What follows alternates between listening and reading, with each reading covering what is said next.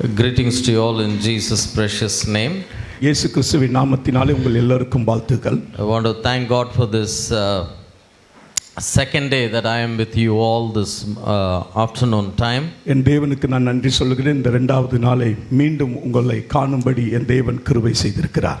Yesterday morning I was sharing to you from God's word how as a child of God your inheritance is the nations of the world. ஆமென். நேற்று தினத்திலே நாம் காலையிலே வேத வசனத்தை தியானித்தோம். நீங்கள் தேவனுடைய பிள்ளைகளாய் தேவன் உங்களுக்கு தேசங்களை சுதந்தரிக்கும்படி உங்களை தேர்ந்தெடுத்தார் என்று சொல்லி. Amen. Amen. According to Acts chapter 1 and verse 8. ஆமென். அப்போஸ்தலர் புத்தகம் 1:8 படியாக We begin in our Jerusalem. நாம் எருசலேம் என்கிற நம்ம சொந்த நகரத்தில் நாம் அதை ஆரம்பிக்கிறோம். Many people ask me, what is my Jerusalem? அநேகர் இப்படி கேட்பது உண்டு, என்னுடைய எருசலேம் எது என்று சொல்லி. Don't read your Bible, look at me. யாரும் வேதத்தை வாசிக்க வேண்டாம், கவனிங்கள், எங்களை நோக்கி பாருங்கள். என்னை நோக்கி பாருங்கள். ஆமென். என்னை பாருங்கள். Amen. Okay. So in Acts 1:8 it says you begin in Jerusalem. அப்போஸ்தலர் 1:8 சொல்லுகிறது நீங்கள் எருசலேமில் ஆரம்பிக்கப்பட்டு. So what is my Jerusalem? என்னுடைய எருசலேம் எது? That Jerusalem is not my Jerusalem. அந்த எருசலேம் வேதத்தில் சொல்லப்பட்ட அந்த எருசலேம் என்னுடைய எருசலேம் அல்ல. For the apostles Jerusalem in Israel was their Jerusalem. அப்போஸ்தலருக்கு இஸ்ரவேல் தேசத்தில் இருக்கிற அதுதான் அவர்களுக்கு எருசலேமாய் இருந்தது. But for us, ஆனால் உங்களுக்கும் எனக்கும், for you, உங்களுக்கும், your Jerusalem number 1 is your church. ஆமென். உங்க எருசலேம் என்று சொன்னால் உங்கள் சபை. It doesn't end only with the church. ஆமென். அது உங்கள் சபையோடு முடிவது அல்ல. It is your church and your town. ஆமென். அது உங்கள் சபையிலிருந்து உங்களுடைய நகரத்துக்கு அது போகிறது. Amen. Amen. That means you must number 1 work in your church. நீங்கள் உங்கள் சபையிலே நீங்கள் அதை தொடங்கி செய்கிறவர்களாய் இருக்க வேண்டும். Begin in your place. ஆமென். உங்களை சுற்றி இருக்கிற இடத்திலே And then go to Jerusalem, Judea. ஆமென். அப்போது பிறகு எருசலேம், யூதேயா, Then Samaria. பிற்பாடு Samariya. But don't end there. Go to the ends of the world. அங்கே நீங்கள் முடித்து விட வேண்டாம். நீங்கள் உலகத்தின் முடிவு பரியந்தம் போகிறவர்களாய் இருக்க வேண்டும். Hallelujah. Hallelujah. I believe God will take this church into the nations of the world. நான் கர்த்தருக்குள் இந்த காலை வேளையில விசுவாசத்தோடு அறிக்கை பண்ணுகிறேன், கர்த்தர் உங்களை தேசங்களுக்கு கொண்டு போக இருக்கிறார். Amen. ஆமென். விசுவாசம் செய்கிறவர் எல்லாரும் ஒரு ஆமென் சொல்லுங்க. ஆமென். விசுவாசிக்கிற எல்லாம் சத்தத்தை உயர்த்தி அல்லேலூயா சொல்லுமா. This afternoon God has put a word in my heart. ஆமென். இந்த மத்தியான நேரத்திலே கர்த்தர் எனக்கு ஒரு வார்த்தையை இருதயத்தில் வைத்தார். Before I share the word, I want you to ask a question.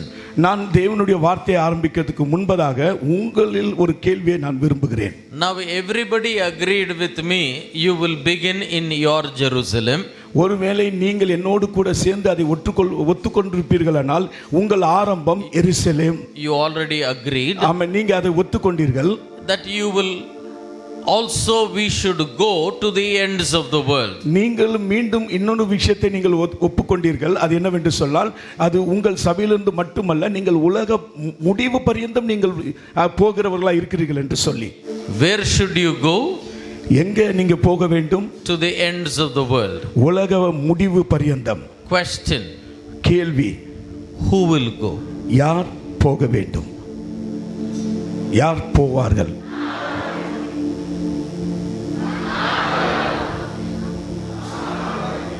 நீங்களாம் தீபாவளி இங்க இருக்கா? தீபாவளி இங்க டைம்ல பாத்தீங்களா? பட்டாசு வெடிப்பா. ஒன்று டமால்னா பக்கத்து வீடே ஆடும், இன்னொன்று வந்து புஷ்ஷுன்னு போயிடும். நீங்கள் எந்த மாதிரி பட்டாசுப்பா? கொஞ்சம் சத்தத்தை உயர்த்தி சொல்லுவோம். யார் போவா? ஆமென். ஆமென். கேளுங்க. But the question again. மீண்டும் ஒரு கேள்வி. If I should go, ஒருவேளை நான் போக வேண்டுமானால், if you should go, ஒருவேளை நீங்கள் போக வேண்டுமானால், many people are wondering, அநேகர் இப்படி ஆச்சரியப்படுவது உண்டு. ஐயோ, for me to come to church only is a great battle. நான் சபைக்கு வருகிறதே எனக்கு ஒரு பெரிய யுத்தமா இருக்கிறது.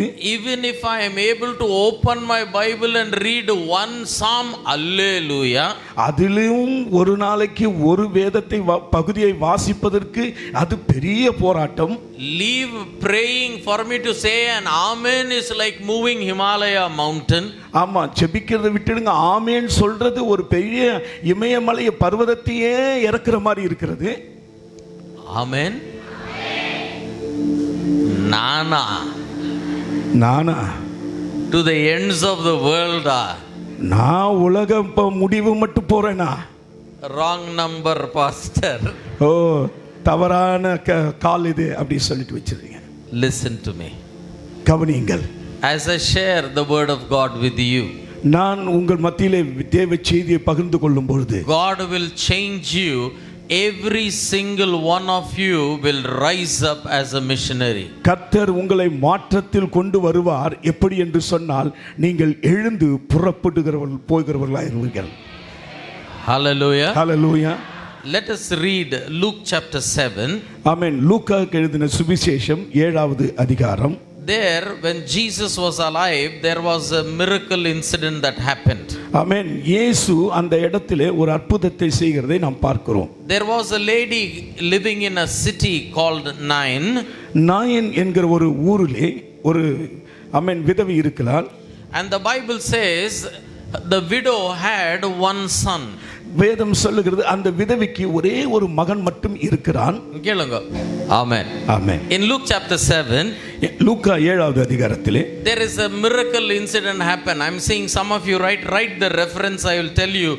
Luke 7 verse 11 to verse 16. ஆமென். லூக்கா எழுதின சுவிசேஷம் 7:11 இருந்து 16 வரைக்கும் குறிப்பு எடுக்கிறவர்கள் வேணால் நீங்கள் குறிப்பு சீக்கிரமா எடுத்துக்கொள்ளுங்கள். It is not even my introduction, but please hear me carefully. ஆமென். இது என்னுடைய ஆரம்பம், ஒரு அறிமுகம் அல்ல. இதை கவனமாய் நீங்கள் கேளுங்கள். ரெடி இருக்கிறவர் எல்லாரும் ஒரு இறஞ்சு ஆமென், சத்தமா ஆமென். Wonderful.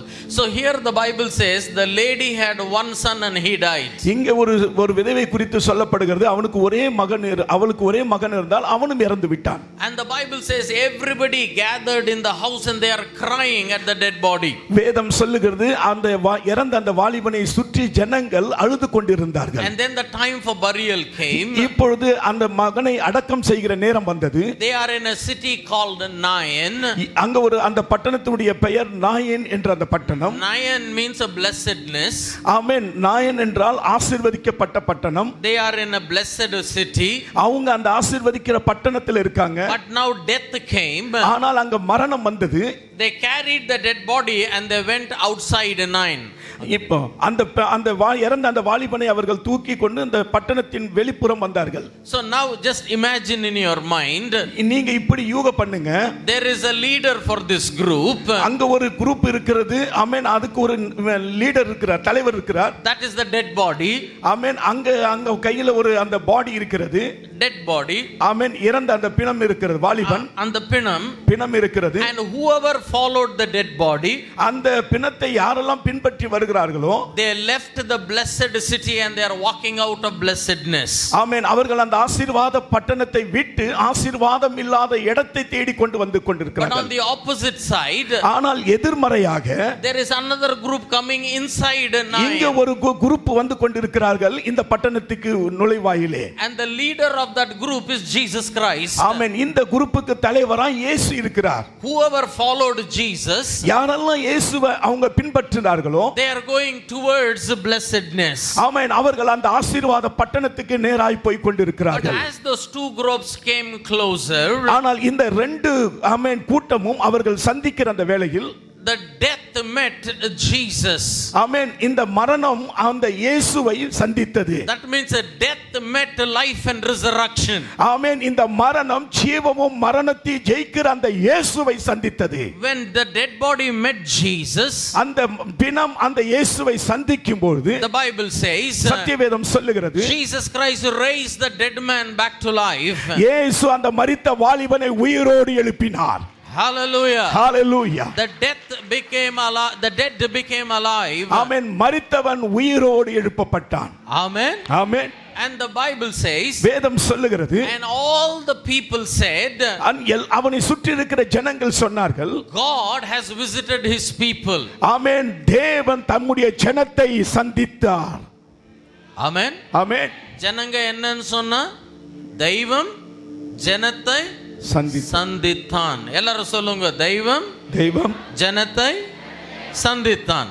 So when God visited the dead man, ஆமென், தேவன் அந்த பிணத்தை சந்திக்கும் பொழுது the dead man became alive. ஆமென், மரித்தவன் உயிரோடு எழுப்பப்பட்டான். Hallelujah. Hallelujah. Did it happen only for that man? ஓ, அது அந்த வாலிபனுக்கு மட்டும் நடந்ததா? No, it happened for me. இது எனக்கும் நடந்தது. That time, அந்த நேரத்தில் the physical Jesus was there. அப்பொழுது சரீர பிரகாரமாய் இயேசு இருந்தார். But Srini was dead before 85. ஆமென். 1985க்கு முன்பு நானும் ஒரு மரித்தவனாய் இருந்தேன். You were dead in your sin. நீங்களும் பாவத்துக்கு மரித்தவர்களாய் இருந்தீர்கள். The physical Jesus did not come. ஆமென். அப்பொழுது சரீர பிரகாரமான இயேசு அந்த நேரத்தில் உங்களை தேடி வரவில்லை. He came through the gospel. ஆனால் சுவிசேஷ வார்த்தையின் மூலமாய் உங்களிடத்தில் வந்தது. When the gospel came into my life, அந்த சுவிசேஷம் எப்பொழுது என்னுடைய வாழ்க்கையில் வந்ததோ, when the gospel came into your life, அந்த சுவிசேஷம் உங்களிடத்தில் உங்கள் வாழ்க்கையில் வரும்போது, you who were dead in your sin became alive. ஆமென். பாவத்துக்கு மரித்து இருந்த நீங்கள் ஜீவமாய் எழுப்பப்பட்டீர்கள். Hallelujah. Hallelujah. It happened for that man. அது அப்பொழுது நடந்தது. It happened for me. அது இப்பொழுது எனக்கு நடந்தது. It happened for Pastor Raju. Pastor ராஜுவுக்கு இது நடந்தது. It happened for everybody. ஆனால் நீங்கள் உட்கார்ந்து இருக்கிற அத்தனுடைய வாழ்க்கையிலும் அந்த காரியம் நடந்தது. We were dead. Amen. மரித்தவன் We are now alive. அவன் ஜீவிக்கிறவனாய் மாற்றப்பட்டான். Why? ஏன்? Because God visited us. தேவன் அவர்களை சந்தித்தார். That young man was visited physically by Jesus. அந்த வாலிபன் சரீர பிரகாரமாய் இருக்கிற இயேசுவை சந்தித்தான். But for us, ஆனால் உங்களுக்கும் எனக்கும் God visited through the gospel. தேவன் சுவிசேஷ வார்த்தையின் மூலமாய் நம்மளை சந்தித்தார். Hallelujah. Hallelujah. Everybody who is alive, ஜீவிக்கிறவங்க எல்லாரும் say a good hallelujah after me. ஆமென். நான் சொன்ன பிற்பாடு நீங்கள் சொல்லுங்கள் ஹalleluya என்று. Hallelujah. We were dead, now we are alive. நாம் மரித்திருந்தோம், ஆனால் இப்பொழுது வாழ்ந்து கொண்டிருக்கிறோம். Amen. ஆமென். But now, இப்பொழுது is this the end of Christian life? அது ஒரு முடிவா? கிறிஸ்தவ வாழ்க்கை அங்கே முடிந்து விட்டதா? According to global statistics, ஆமென், உலகத்தினுடைய ஒரு கணக்கெடுப்பின் பிரகாரம் 95% of the churches and the children of God, ஆமென், 95% ஆமென் சபைகளும் தேவனுடைய பிள்ளைகளும் across the globe, ஆமென், உலகம் எல்லாம் நாம் சுற்றி பார்த்து கணக்கெடுத்தால் think this is the end of Christian life. அவர்கள் இப்படியாய் யோசனையில் இருக்கிறார்கள், இதுதான் கிறிஸ்தவ வாழ்க்கை முடிவு. I was a sinner. நான் பாவியாய் இருந்தேன். Now God has forgiven me. தேவன் என்னை மன்னித்தார். I was dead. நான் மரித்திருந்தேன். I am alive. நான் இப்பொழுது ஜீவிக்கிறேன். I am a Christian. நான் கிறிஸ்தவன். I go to church. நான் சபைக்கு செல்கிறேன். And I am waiting. நான் காத்திருக்கிறேன். I am waiting to go to heaven one day. நான் ஒரு நாள் வரும், அந்த நாளுக்காக காத்திருக்கிறேன், பரலோகம் போவதற்காக. This is 95% of Christian. இது 95% கிறிஸ்தவர்களுடைய எண்ணமாய் இருக்கிறது. That is not the Bible. அது வேதத்துக்கு வேத ஆதாரத்தில் இல்லை. அது வேதமே அல்ல. அது வேதமே அல்ல. Simple. அது வேதமே இல்ல. அது வேதமே இல்ல. Who told you? யார் உங்களுக்கு சொன்னார்? If you read the Bible, நீங்க சத்தியவேதத்தை வாசித்தால், when you are forgiven, நீங்கள் எப்பொழுது மன்னிக்கப்பட்டீர்களோ, when you are born again, நீங்கள் எப்பொழுது மனம் திரும்பி பிறந்தீர்களோ, it is a beginning of a new eternity in your life. அப்பொழுது நீங்கள் புதிதாக நித்தியத்துவக்கு துவங்கப்பட்டீர்கள், நித்திய வாழ்க்கைக்கு துவங்கப்பட்டீர்கள். ஆமென். ஆமென்.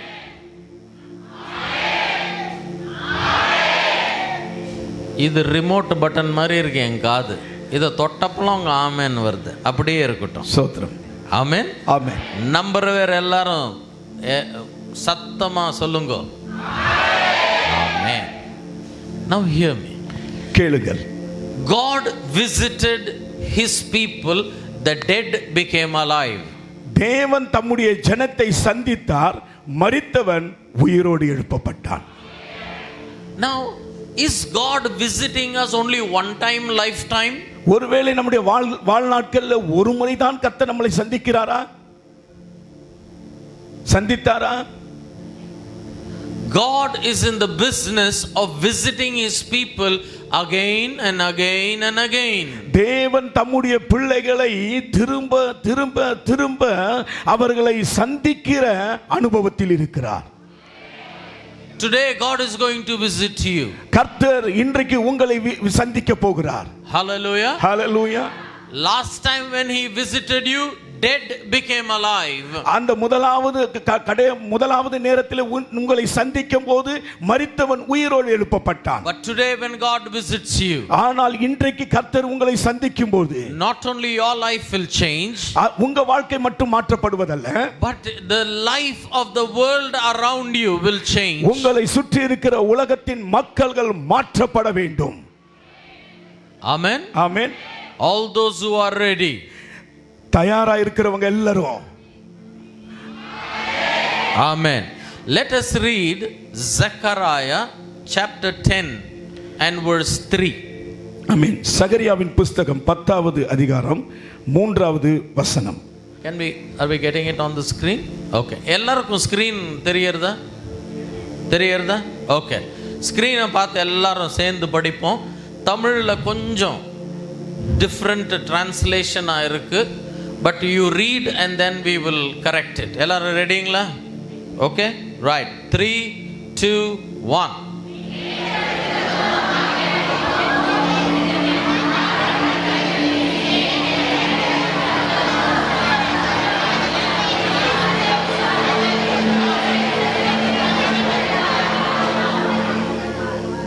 Amen. Amen. Super. Now please hear me. Here the Bible says God is angry with the shepherds. Amen. கர்த்தர் தேவன் மேய்ப்பர்களை குறித்து கோபமடைந்தார். That is not talking about me or your pastor or Pastor Raju. அது நானும் அல்ல, பாஸ்டர் ராஜுவும் அல்ல, உங்க போதகரை குறித்து சொல்லப்படவில்லை. The Old Testament times there were some chore shepherds. ஆமென். பழைய ஏற்பாட்டிலே தேவனுக்கு பிரியமில்லாத மேய்ப்பர்கள் இருந்தார்கள். திருட்டு மேய்ப்பனை பத்தி பேசி இருக்காது, இந்த மேய்ப்பனை பத்தி இல்ல. ஆமென். நாம பார்க்கிற இந்த மேய்ப்பரை பத்தி இல்ல. உங்க மேய்ப்பன் நல்ல மேய்ப்பன், உங்க போதகர் நல்ல போதகர். ஆமென். ஆமென். But now that's not the main point. ஆனால் அது இங்க முக்கியமான விஷயம் அல்ல. In my English Bible, King James, it says, ஆமென், கிங் ஜேம்ஸ் சத்தியவேதத்தில் இப்படியாய் சொல்லப்படுகிறது. The shepherds have gone away. ஆமென். மேய்ப்பர்கள் அவர்கள் விலகி போனார்கள். But God is visiting his sheep. ஆனால் தேவன் தம்முடைய மந்தையை சந்திக்க வருகிறார். In the English Bible it says, ஆமென், ஆங்கில வேதாகமத்தில் இப்படியாய் சொல்லப்படுகிறது, that God is visiting his people, his sheep. ஆமென். தேவன் ஆமென் தம்முடைய மந்தையை சந்திக்க வந்தார். In your Tamil Bible it is saying God is caring for his sheep. ஆமென். உங்கள் தமிழ் வேதாகமத்தில் இப்படியாய் சொல்லப்படுகிறது, தேவன் தம்முடைய ஜனங்களை விசாரித்து. But the actual meaning is, like he visited me when I was dead, again God is visiting me. அது அந்த சந்திப்பு எப்படி என்று சொன்னால், எப்படி நான் பாவத்தில் இருக்கும்போது முதலாவது என்னை வந்து சந்தித்தாரோ அதே தேவன் மீண்டும் என்னை சந்திக்க வந்திருக்கிறார். Amen. ஆமென். அப்போ சந்தித்தப்போ I was dead, I became alive. முதல் தடவை என்னை அவர் சந்தித்த பொழுது நான் மரணத்திலிருந்து நான் ஜீவிக்க ஆரம்பித்தேன்.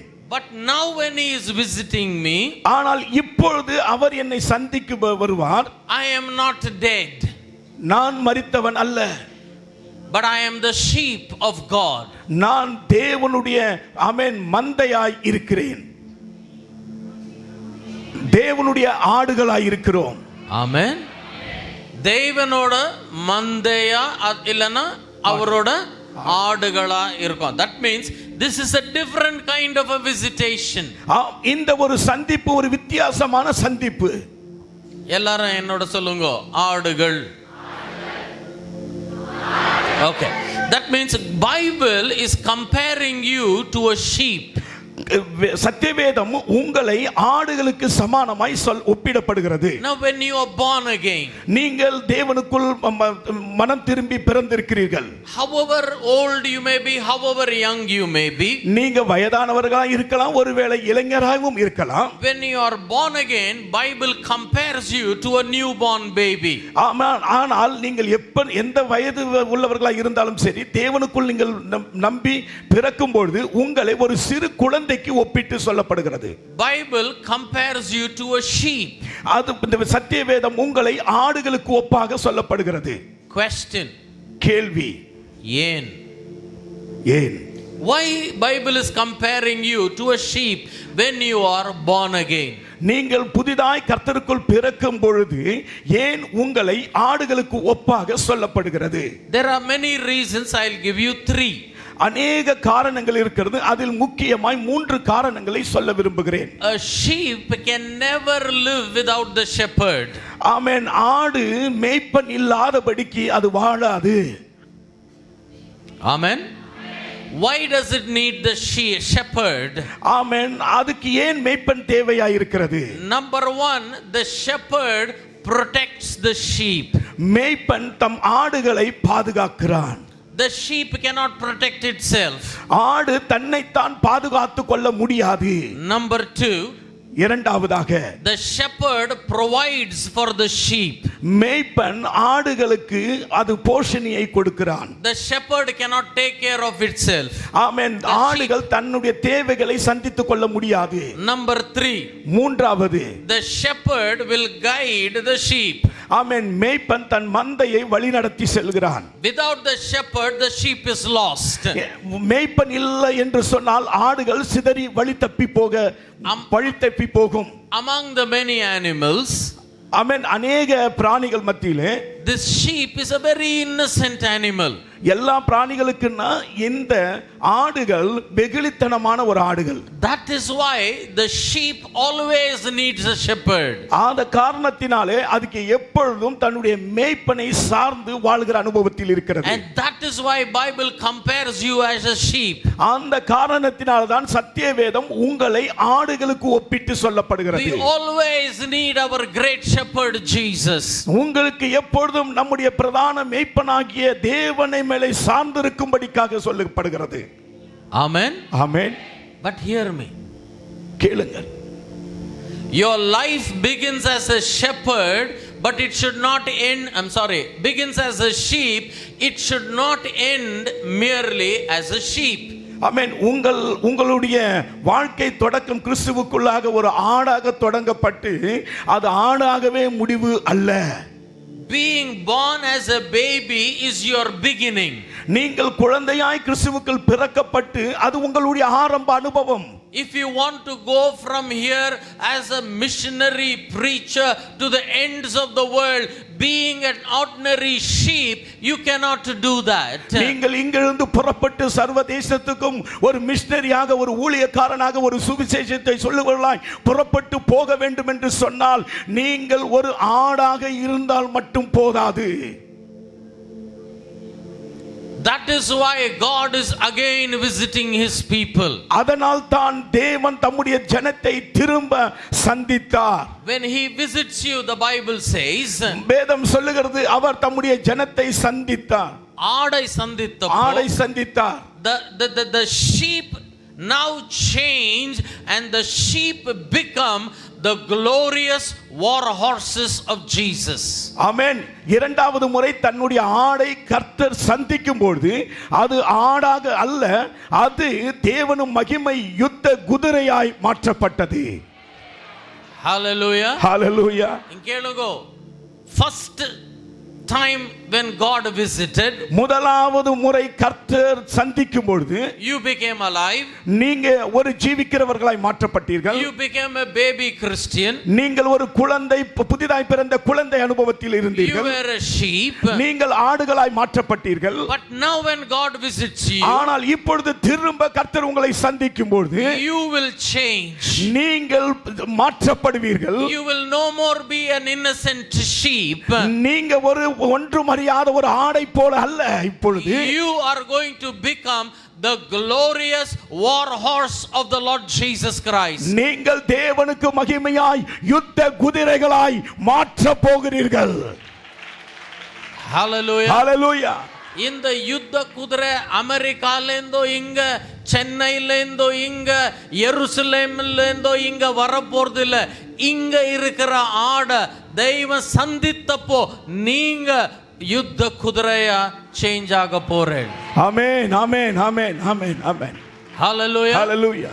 Now here, this is the thing that God is wanting to do in your lives. இந்த காரியத்தை தான் கர்த்தர் இந்த நாட்களிலே தம்முடைய தேவ பிள்ளைகளிலே காரியத்தை செய்ய விரும்பிக் கொண்டிருக்கிறார். Now when God is visiting, the Bible says, வேதம் சொல்லுகிறது தேவன் அவர்களை சந்தித்தார். it is the Lord of the armies that is visiting the sheep here. ஆமென். தேவன் சந்தித்தார் என்று சொன்னால் தேவனுடைய சேனை இப்பொழுது ஆடுகளை சந்திக்கிறது. Read it there. It says சேனாதீஸ்வரனாத யெகோவனுன்னு இருக்கு கன்னடால. அது என்ன இருக்கு? சேனைகளின் கர்த்தர். எல்லாரும் சொல்லுங்க, சேனைகளின் கர்த்தர். சேனைகளின் கர்த்தர். சேனைகளின் கர்த்தர். இங்க பாருங்க, God has different names. ஆண்டவருக்கு अनेक விதமான பெயர்கள் உண்டு. When you are a sinner, நீங்கள் பாவியா இருக்கும்போது he comes and visits you as a savior. அவர் ஒரு இரட்சகராய் உங்களை வந்து சந்திப்பார். When you are sick, நீங்கள் வியாதியா இருக்கும்போது he will visit you as a healer. அவர் குணமடைய உங்களுக்கு பரிகாரியாய் உங்களை வந்து சந்திப்பார். You are healed. நீங்கள் சுகமாக்கப்பட்டீர்கள். When you are in need, நீங்கள் தேவை உள்ளவர்களாய் இருக்கும்போது he will visit you as a provider. அவர் உங்களுக்கு ஆமென் யெகோவா ஈராக வந்து உங்களை சந்திப்பார். Amen. உங்கள் தேவைகளை சந்திக்கிறவராய் சந்திப்பார். But now he is coming to you as the Lord of the armies. ஆனால் இப்பொழுது உங்களை சந்திக்க வரும்போது அவர் சேனைகளின் கர்த்தராய் சந்திக்கிறார். Hallelujah. Hallelujah. சேனைகளின் கர்த்தராய் வந்து ஆடாகிய உங்களை யுத்த வீர குதிரையா மாத்த போறார். ஆமென், ஆமென், ஆமென், ஆமென். Hallelujah. Hallelujah. இது ஹீலிங் பண்ற கர்த்தரா வரல. ஆமென். இந்த சந்திப்பிலே உங்களை சுகமாக்குற கர்த்தராய் வரவில்லை. வருவார் அவர், கண்டிப்பா வருவார், வந்திருக்கார் அவர். ஆனா this is a different zone. ஆனால் இந்த சந்திப்பு ஒரு வித்தியாசமான சந்திப்பு. Amen. Today why gospel is not spreading? இன்றைக்கு ஏன் சுவிசேஷம் அது விரிவடைந்து செல்லவில்லை? Churches are growing. சபை வளர்ந்து கொண்டிருக்கிறது. 1,000 people, 1000 ஜனங்கள், 10,000 people. 10,000 ஜனங்கள். But all the 10,000, 1,100 are only sheep and sheep and sheep. 100 இருந்தாலும் சரி, 1000 இருந்தாலும் சரி, 10,000 ஜனங்களா இருந்தாலும் சரி, அது ஆடுகளாகவே தான் சபையில் இருந்து கொண்டிருக்கிறது. They are born man.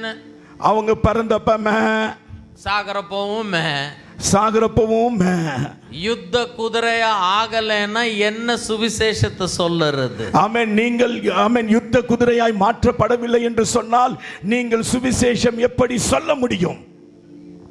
இந்த யுத்த குதிரைனா வெறும் பாஸ்டர் யுத்த குதிரை, வெறும் லீடர் யுத்த குதிரை இல்ல. எவ்ரி ஆடு யுத்த குதிரையா மாறும். அதுக்காக தான்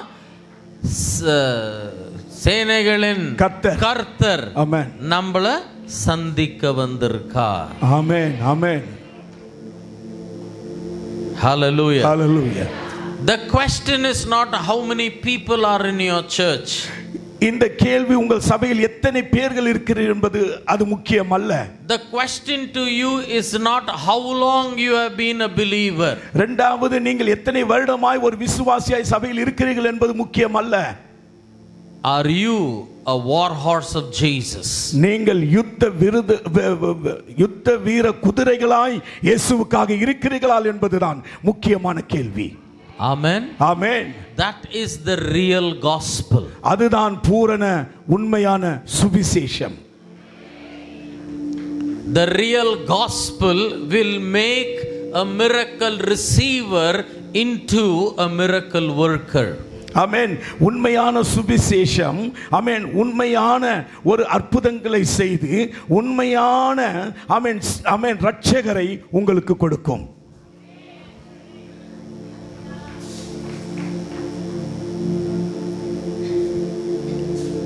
Pondicherry will change because of you. ஆமென். பாண்டிச்சேரி, காரைக்கால், இந்த பட்டணம் உங்கள் மூலமாய் அது மாற்றப்பட வேண்டும். மாற்றப்படும். India will change because of you. ஆமென். நம்முடைய பாரத தேசம் மாற்றப்படும், அது உங்களால் மாத்திரம். Nations can change because of you. உலகம் எல்லாம் மாற்றுவதற்கு முடியும், அதில் உங்களால் மட்டும்தான். What? ஆனால் ஆடா இருந்தா ஆகாது. ஆடு என்னவா மாறணும்?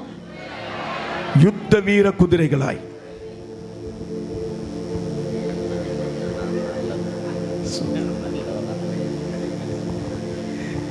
ஆடு என்ன மாறணும்? Amen. Now hear me very carefully. ஜாக்கிரதையா கேளுங்கள், கவனியுங்கள். This is a global problem. இது இங்க மட்டுமல்ல, உலகமெங்கும் இருக்கிற ஒரே ப்ராப்ளம் இதுதான். 95% of the churches, they come, they'll sit and they will go. 95% சபைகள் அவர்கள் வருவார்கள், ஆராதிப்பார்கள், போய்விடுவார்கள். That is why gospel is not growing, churches are not being planted.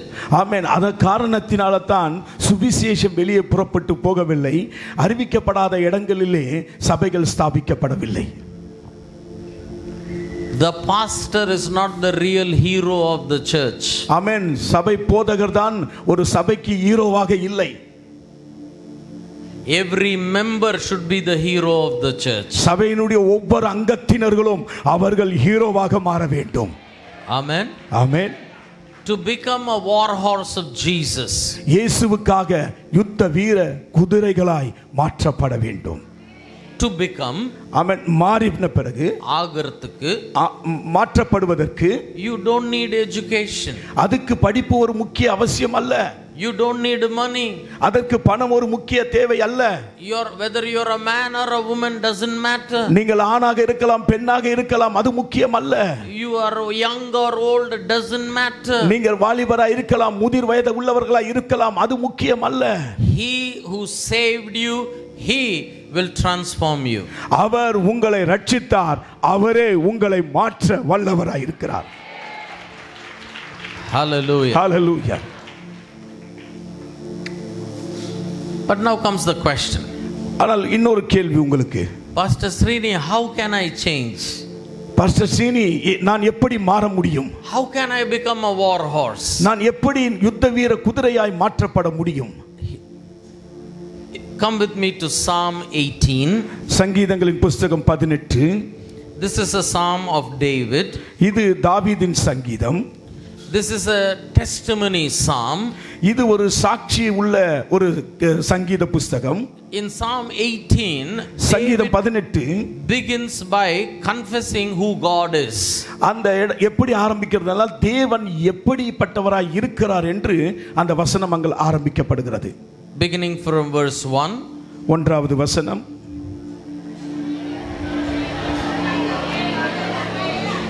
எரஞ்சு படிங்க. சத்தமா படிங்க, நல்லா சத்தமா படிங்க. 2. இரண்டாவது.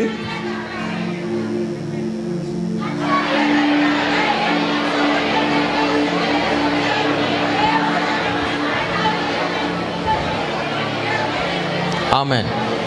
Okay. Super. நீங்களாம் amazing, right? Super. இப்போ கேளுங்க. Now this is David's faith in God. இது தாவீது தேவன் மேல் வைத்திருந்த ஒரு விசுவாசம். But when you read verse 4, ஆனால் நீங்க 4வது வசனத்தை வாசிக்கும்போது David has problems in his life.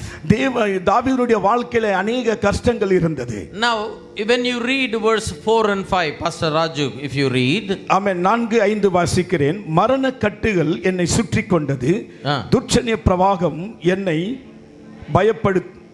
பயப்படுத்தினது, பாதாள கட்டுக்கள் என்னை சூழ்ந்து கொண்டது, மரண கண்ணிகள் என்மேல் விழுந்தது. There are three things David is comparing his problems to. அவருடைய கஷ்டத்தை கர்த்தரிடத்தில் மூன்று விதமாக அங்கு அவர் வெளிப்படுத்துகிறதை வாசிக்கிறோம். David is comparing. ஆமென். தாவீது அதை ஒப்பிட்டு சொல்லுகிறார். Number one, he calls it as death. முதலாவது சொல்கிறார் மரண கட்டுக்கள் என்னை சூழ்ந்திருக்கிறது. எல்லாரும் சொல்லுங்க மரண கட்டுகள். Very good. Second, he compares it to the floods. அவர் சொல்றார் துட்சண பிரவாகமும். எல்லாரும் சொல்லுங்க பிரவாகம். பிரவாகம்னா உங்களுக்கு தெரிஞ்ச மாதிரி எனக்கு தெரியாது. ஆமா, இங்க தானே வருது புயல் காத்து. எங்க ஊர்ல மழையே வராது. மழை வேண்டாம்னா எங்க ஊருக்கு வாங்க. எங்க ஊர்ல ரெண்டே கிளைமேட், சம்மர் சூப்பர் சம்மர், ரெண்டு தான் இருக்கும். மழை இருக்கா பெல்லாரியில்? இருக்கவே இருக்காது மழை. So he is comparing it to floods. அவர் அந்த துட்சணிய பிரவாகத்துக்கு ஒப்பிட்டு தன்னுடைய பிரச்சனையை சொல்லுகிறார். Third thing he is comparing is hell. மூன்றாவது சொல்லுகிறார் பாதாளம். என்னை அஞ்சாவது வசனம் 5. ஓகே, பாதாள கட்டுக்கள் என்னை சூழ்ந்திருக்கிறது என்று சொல்லுகிறார். வெறும் பாதாளம் சொன்னா போறோம். சொல்லுங்க ஒரு வாட்டி. பாதாளம் அத்தனை போரும். எல்லாரும் சொல்லுங்க என்னோட. மரணம், மரணம், பிரவாகம், பிரகாவம், பாதாளம். பாதாளம். Now look at me. கவனியுங்கள், என்னை பாருங்கள். Everybody have problems. எல்லாருக்கும் பிரச்சனை இருக்கிறது, right? But David is explaining what the problem is. ஆனால் தாவீது தன்னுடைய பிரச்சனையை இங்க விவரித்து சொல்லுகிறார். For you to understand how big it is, நீங்கள் அது எவ்வளவு பெரிதா இருப்பது என்று புரிந்து கொள்ளும்படிக்கு he is comparing it to death, flood and hell. அவர் நீங்கள் புரிந்து கொள்ளும்படி மரணம், பிரவாகம், பாதாளம் என்று விவரித்து சொல்லுகிறார். Because if these three come, no point of return. இது மூன்று வந்தால் மற்ற திரும்ப எந்த மாற்றம் அங்க இல்ல. என்ன ரோகம் வந்தாலும் நம்ம டாக்டருக்கு தான் ஃபோன் பண்ணுவோம். கரெக்டா? கரெக்ட். மரணம் வந்ததுன்னா பாஸ்டருக்கு ஃபோன் பண்ணுவேள். கரெக்டா? ஏன் மரணம் வந்தால் டாக்டருக்கு ஃபோன் பண்ண மாட்டோம்? டாக்டர் கிட்ட ட்ரீட்மெண்ட் கிடையாது.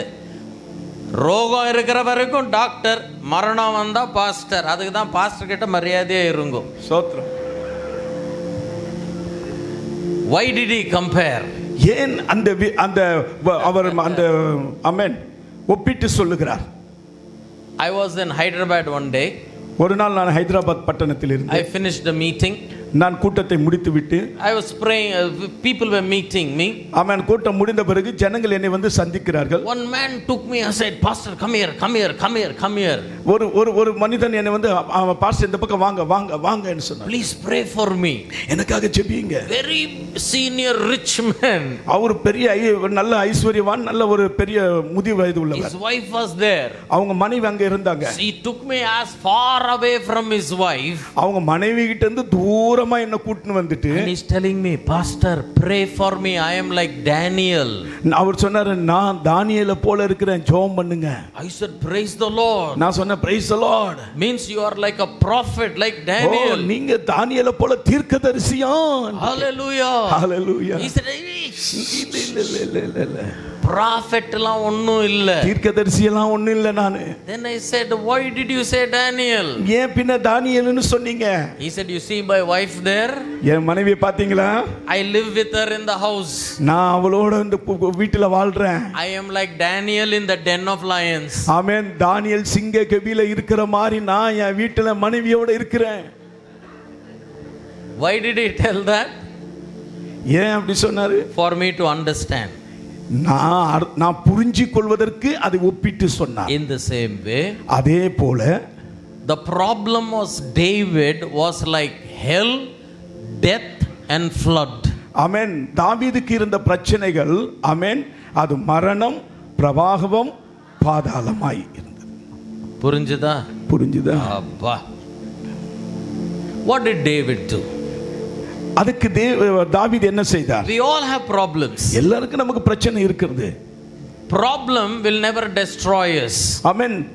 பிரச்சனைகள் நம்மை ஆமென் நம்முடைய காரியத்தை முடிப்பதில்லை, நம்ம நாசம் செய்யாது, நம்மளை நாசம் செய்யாது. தமிழ் எனக்கே தெரியறது ஐயா, உன்னோட அழிக்க முடியாது. நாசங்கிற தமிழ் இல்லையா? இருக்கா இல்லையா? இருக்கு இருக்கு. பின்ன ஏன் கரெக்ட் பண்றேன்? இல்ல good help us. Amen. But the problems don't destroy us. ஆமென். பிரச்சனைகள் நம்மை அழிக்க முடியாது. How you react to a problem determines your future. ஆனால் அந்த பிரச்சனையை நாம் எதிர்கொள்ளுகிற விதம் நம்முடைய எதிர்காலத்தை நிர்ணயிக்கிறது. What do you do when you face problem? நீங்கள் பிரச்சனைகளை எதிர்கொள்ளும் பொழுது என்ன செய்கிறீர்கள்? Some people will leave the church. சில பேர் சபையை விட்டு போயிடுவாங்க. Some people will not read the Bible. சில பேர் பைபிள் வாசிக்கிறதை விட்டுருவாங்க. Like if the husband and wife are fighting, ஒருவேளை கணவன் மனைவி அன்னைக்கு சண்டை போட்டுட்டாங்கன்னா wife will close down the kitchen. ஆமென். மனைவி சமையல் அறைக்கு போயிடுவாங்க. She said சண்டை முடியற வரைக்கும் நான் சமைக்க மாட்டேன். அவங்க சொல்லுவாங்க நமக்கு சமாதானம் வர வரைக்கும் நான் சமைக்க மாட்டேன். Many Christians are like that. அநேக கிறிஸ்தவ குடும்பம் அப்படித்தான் இருக்கு. But what did David do? ஆனா தாவீது என்ன சொல்லுகிறார்? In verse 6 the Bible says, 6வது வசனம் இப்படிமாய் சொல்லப்படுகிறது, in my problem I called upon God. எனக்கு உண்டான நெருக்கத்திலே கர்த்தரை நோக்கி கூப்பிட்டு. Hallelujah. Hallelujah. Whatever is the problem, என்ன கஷ்டங்கள் பிரச்சனைகள் வந்தாலும், when you pray God will hear your prayer. நீங்கள் ஜெபிக்கும்போது கர்த்தர் உங்கள் ஜெபத்தை கேட்பார். Please hear me. I am building you layer by layer. I am going to bring you to a point where you will walk out from here as the war horse of Jesus Christ. என்னுடைய செய்தி உங்களை படிப்படியாக கட்டி எழுப்பி இங்கிருந்து புறப்படுக்கு போகும்போது நீங்கள் யுத்த வீர குதிரைகளாய் மாற்றப்பட வேண்டும் என்கிற தலைப்பில் தான். Hallelujah. Hallelujah. So David had problem. தாவீதுக்கு பிரச்சனைகள் இருந்தது. He prayed. அவன் ஜெபித்தான். What did God do? தேவன் என்ன செய்தார்? If you will read verse 13, 13வது வசனத்தை வாசித்தால், கர்த்தர் வானங்களிலே குமிரினார், உன்னதமானவர் தமது சத்தத்தை தொனிக்க பண்ணினார். Amen. Come to verse 16. 16. உயரத்திலிருந்து அவர் கை நீட்டி என்னை பிடித்து ஜல பிரவாகத்தில் இருந்து என்னை தூக்கி விட்டார். Hallelujah. Hallelujah. Amen. Amen. என்னை தூக்கி விட்டார். எல்லாரும் சொல்லுங்க, என்னை தூக்கி விட்டார். That means David had problems. தாவீதுக்கு பிரச்சனைகள் இருந்தது. David prayed. தாவீது ஜெபித்தான். God stretched his hand. அவருடைய கரத்தை நீட்டினார். And God delivered David. அவனை தேவன் தூக்கி எடுத்து விடுதலை செய்தார். Hallelujah. Hallelujah. This is not new to any Christian. இது ஏனோ புதிதான விஷயம் அல்ல தேவனுடைய பிள்ளைகளுக்கு. But why God delivered him? ஆனால் ஏன் ஆண்டவர் அவனை தூக்கி எடுத்தார்? Let us read verse 17. 17வது வசனத்திலே, என்னிலும் அதிக பலவான்களாய் இருந்த என் பலத்த சத்துருவுக்கும் என்னை பகைக்கிறவங்களுக்கும் என்னை விடுவித்தார். Hallelujah. யாரிலிருந்து விடுவித்தார்? எப்படிப்பட்டவர்களிடத்திலிருந்து விடுவித்தார்? என்னிலும். என்னிலும் அதான் பாவத்தில் இருக்கும்போது முதலாவது என்னை வந்து சந்தித்தாரோ அதே தேவன் மீண்டும் என்னை சந்திக்க வந்திருக்கிறார். ஆமென். ஆமென். அப்போ சந்தித்தப்போ I was dead, I became alive. முதல் தடவை என்னை அவர் சந்தித்த பொழுது நான் மரணத்திலிருந்து நான் ஜீவிக்க ஆரம்பித்தேன். But now when he is visiting me, ஆனால் இப்பொழுது அவர் என்னை சந்திக்க வருவார். I am not dead. நான் மரித்தவன் அல்ல. But I am the sheep of God. நான் தேவனுடைய ஆமென் மந்தையாய் இருக்கிறேன். தேவனுடைய ஆடுகளாய் இருக்கிறோம். ஆமென். தேவனோட மந்தையா இல்லனா அவரோட ஆடுகளா இருக்கும். That means this is a different kind of a visitation. இந்த ஒரு சந்திப்பு ஒரு வித்தியாசமான சந்திப்பு. எல்லாரும் என்னோட சொல்லுங்க, ஆடுகள். Okay. That means Bible is comparing you to a sheep. சத்தியவேதம் உங்களை ஆடுகளுக்கு சமானமாய் ஒப்பிடப்படுகிறது. Now when you are born again, நீங்கள் தேவனுக்குள் மனம் திரும்பி பிறந்திருக்கிறீர்கள். however old you may be, however young you may be, நீங்க வயதானவர்களாக இருக்கலாம், ஒருவேளை இளைஞராகவும் இருக்கலாம். when you are born again, Bible compares you to a newborn baby. ஆனால் நீங்கள் எந்த வயது உள்ளவர்களாக இருந்தாலும் சரி, தேவனுக்குள் நீங்கள் நம்பி பிறக்கும் பொழுது உங்களை ஒரு சிறு குழந்தைக்கு ஒப்பிட்டு சொல்லப்படுகிறது. Bible compares you to a sheep. அது இந்த சத்தியவேதம் உங்களை ஆடுகளுக்கு ஒப்பாக சொல்லப்படுகிறது. Question. கேள்வி. ஏன்? Why Bible is comparing you to a sheep when you are born again? நீங்கள் புதிதாய் கர்த்தருக்குள் பிறக்கும் பொழுது ஏன் உங்களை ஆடுகளுக்கு ஒப்பாக சொல்லப்படுகிறது? There are many reasons. I'll give you 3. அநேக காரணங்கள் இருக்கிறது. அதில் முக்கியமாய் 3 காரணங்களை சொல்ல விரும்புகிறேன். A sheep can never live without the shepherd. ஆமென். ஆடு மேய்ப்பன் இல்லாதபடிக்கு அது வாழாது. Amen. Why does it need the shepherd? ஆமென். அதுக்கு ஏன் மேய்ப்பன் தேவையாய் இருக்கிறது? Number 1, the shepherd protects the sheep. மேய்ப்பன் தம் ஆடுகளை பாதுகாக்கிறான். The sheep cannot protect itself. ஆடு தன்னைத்தான் பாதுகாத்துக் கொள்ள முடியாது. Number 2, இரண்டாவதாக the shepherd provides for the sheep. மேய்ப்பன் ஆடுகளுக்கு அது போஷணையை கொடுக்கிறான். The shepherd cannot take care of itself. ஆமென். ஆடுகள் தன்னுடைய தேவைகளை சந்தித்துக் கொள்ள முடியாது. Number 3, மூன்றாவது, the shepherd will guide the sheep. ஆமென். மேய்ப்பன் தன் மந்தையை வழிநடத்தி செல்கிறான். Without the shepherd, the sheep is lost. மேய்ப்பன் இல்லை என்று சொன்னால் ஆடுகள் சிதறி வழி தப்பி போகும். Among the many animals, ஆமென், அநேக பிராணிகள் மத்தியிலே this sheep is a very innocent animal. எல்லா பிராணிகளுக்குன்னா இந்த ஆடுகள் வெகுளித்தனமான ஒரு ஆடுகள். That is why the sheep always needs a shepherd. அந்த காரணத்தினாலே அதுக்கு எப்பொழுதும் தன்னுடைய மேய்ப்பனை சார்ந்து வாழ்கிற அனுபவத்தில் இருக்கிறது. And that is why Bible compares you as a sheep. அந்த காரணத்தினால தான் சத்தியவேதம் உங்களை ஆடுகளுக்கு ஒப்பிட்டு சொல்லப்படுகிறது. We always need our great shepherd Jesus. உங்களுக்கு எப்பொழுதும் நம்முடைய பிரதான மேய்ப்பனாகிய தேவனை மேலே சார்ந்திருக்கும்படிக்காக சொல்லப்படுகிறது. Amen. Amen. But hear me. கேளுங்கள். Your life begins as a shepherd, but it should not end, begins as a sheep, it should not end merely as a sheep. ஆமென். உங்களுடைய வாழ்க்கை தொடக்கம் கிறிஸ்துவுக்குள்ளாக ஒரு ஆடாக தொடங்கப்பட்டு அது ஆடாகவே முடிவு அல்ல. Being born as a baby is your beginning. நீங்கள் குழந்தையாய் கிறிஸ்துவுக்குள் பிறக்கப்பட்டு அது உங்களுடைய ஆரம்ப அனுபவம். If you want to go from here as a missionary preacher to the ends of the world being an ordinary sheep, you cannot do that. நீங்கள் இங்கிருந்து புறப்பட்டு சர்வதேசத்துக்கும் ஒரு மிஷனரியாக, ஒரு ஊழியக்காரனாக, ஒரு சுவிசேஷத்தை சொல்லுவர்களாய் புறப்பட்டு போக வேண்டும் என்று சொன்னால் நீங்கள் ஒரு ஆடாக இருந்தால் மட்டும் போதாது. That is why God is again visiting his people. அதனால் தான் தேவன் தம்முடைய ஜனத்தை திரும்ப சந்தித்தார். When he visits you, the Bible says, வேதம் சொல்லுகிறது அவர் தம்முடைய ஜனத்தை சந்தித்தார். ஆடை சந்தித்தார். The sheep now change and the sheep become the glorious war horses of Jesus. ஆமென். இரண்டாவது முறை தன்னுடைய ஆடை கர்த்தர் சந்திக்கும் பொழுது அது ஆடாக அல்ல, அது தேவனும் மகிமை யுத்த குதிரையாய் மாற்றப்பட்டது. Hallelujah. Hallelujah. இங்கேளுங்கோ.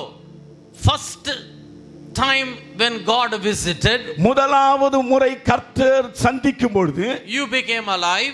நீங்க ஒரு ஜீவிக்கிறவர்களாய் மாற்றப்பட்டீர்கள். You became a baby Christian. நீங்கள் ஒரு குழந்தை, புதிதாய் பிறந்த குழந்தை அனுபவத்தில் இருந்தீர்கள். You were a sheep. நீங்கள் ஆடுகளாய் மாற்றப்பட்டீர்கள். But now when God visits you, ஆனால் இப்பொழுது திரும்ப கர்த்தர் உங்களை சந்திக்கும் பொழுது you will change. நீங்கள் மாற்றப்படுவீர்கள். You will no more be an innocent sheep.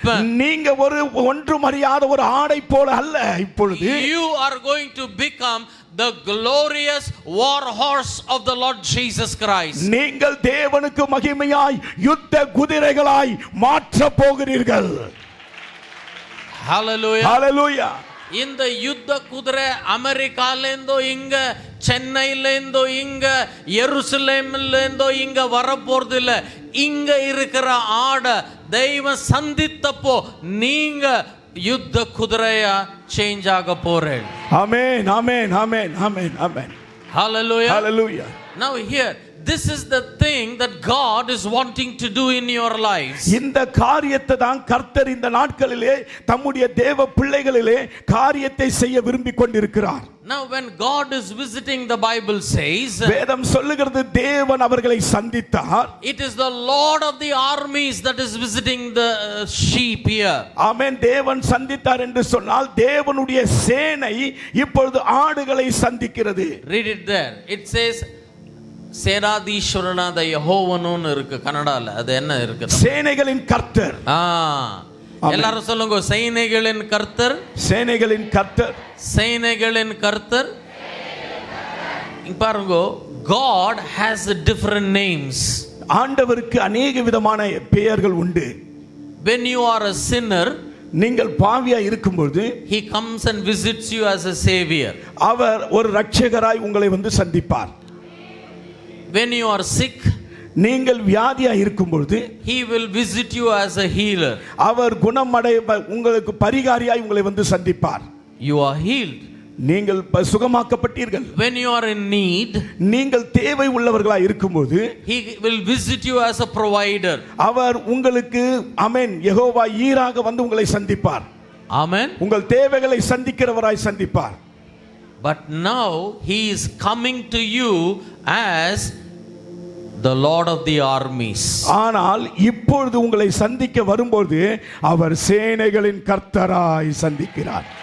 Hallelujah. Hallelujah. சேனைகளின் கர்த்தராய் வந்து ஆடாகிய உங்களை யுத்த வீர குதிரையா மாத்த போறார். ஆமென், ஆமென், ஆமென், ஆமென். Hallelujah. Hallelujah. இது ஹீலிங் பண்ற கர்த்தரா வரல. ஆமென். இந்த சந்திப்பிலே உங்களை சுகமாக்குற கர்த்தராய் வரவில்லை. வருவார் அவர், கண்டிப்பா வருவார், வந்திருக்கார் அவர். ஆனா this is a different zone. ஆனால் இந்த சந்திப்பு ஒரு வித்தியாசமான சந்திப்பு. Amen. Today why gospel is not spreading?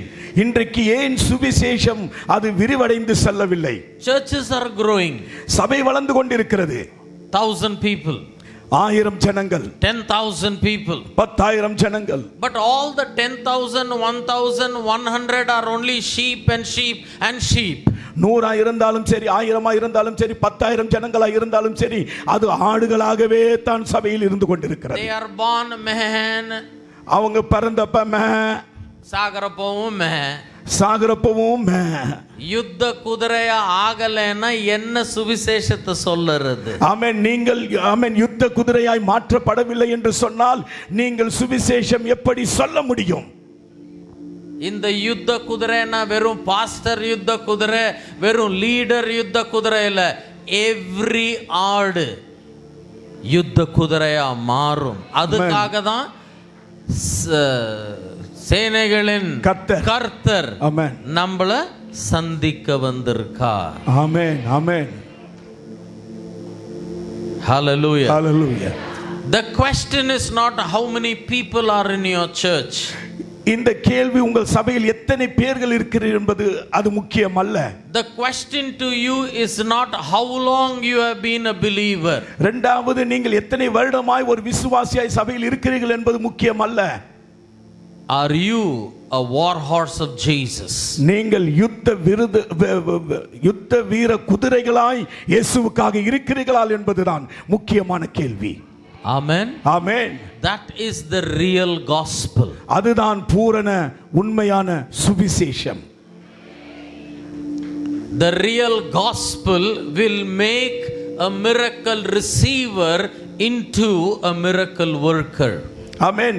உண்மையான சுவிசேஷம், ஆமென், உண்மையான ஒரு அற்புதங்களை செய்து உண்மையான ஆமென் ஆமென் இரட்சகரை உங்களுக்கு கொடுக்கும்.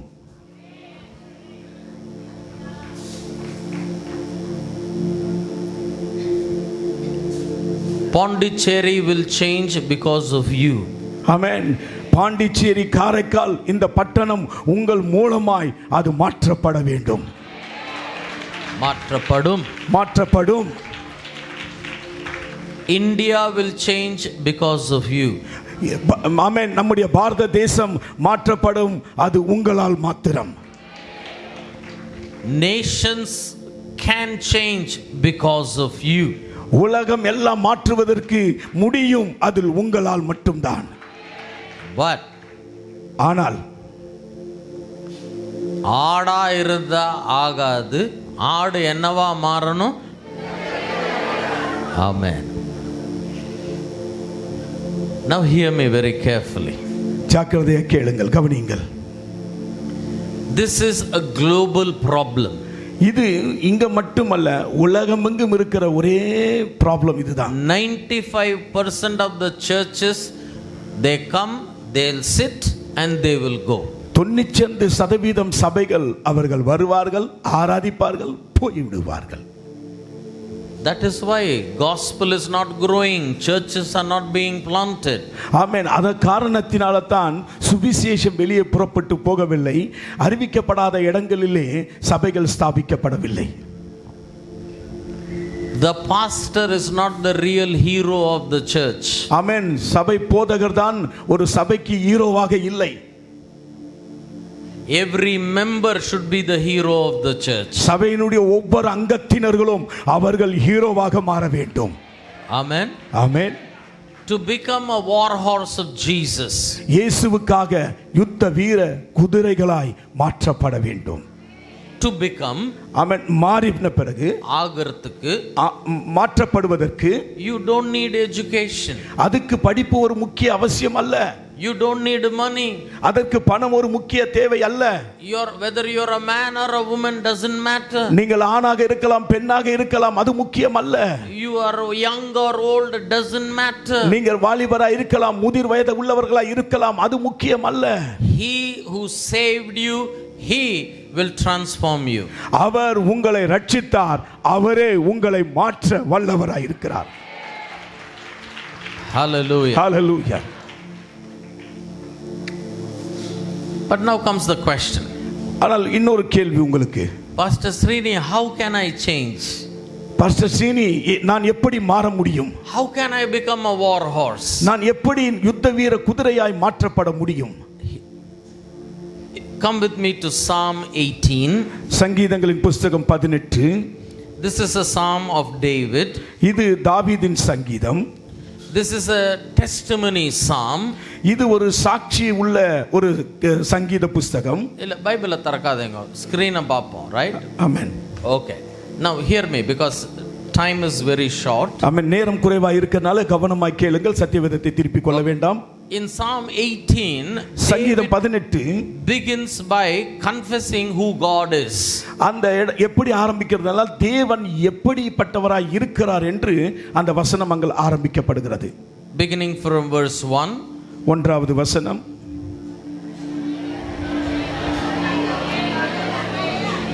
எரஞ்சு படிங்க. சத்தமா படிங்க, நல்லா சத்தமா படிங்க. 2. இரண்டாவது.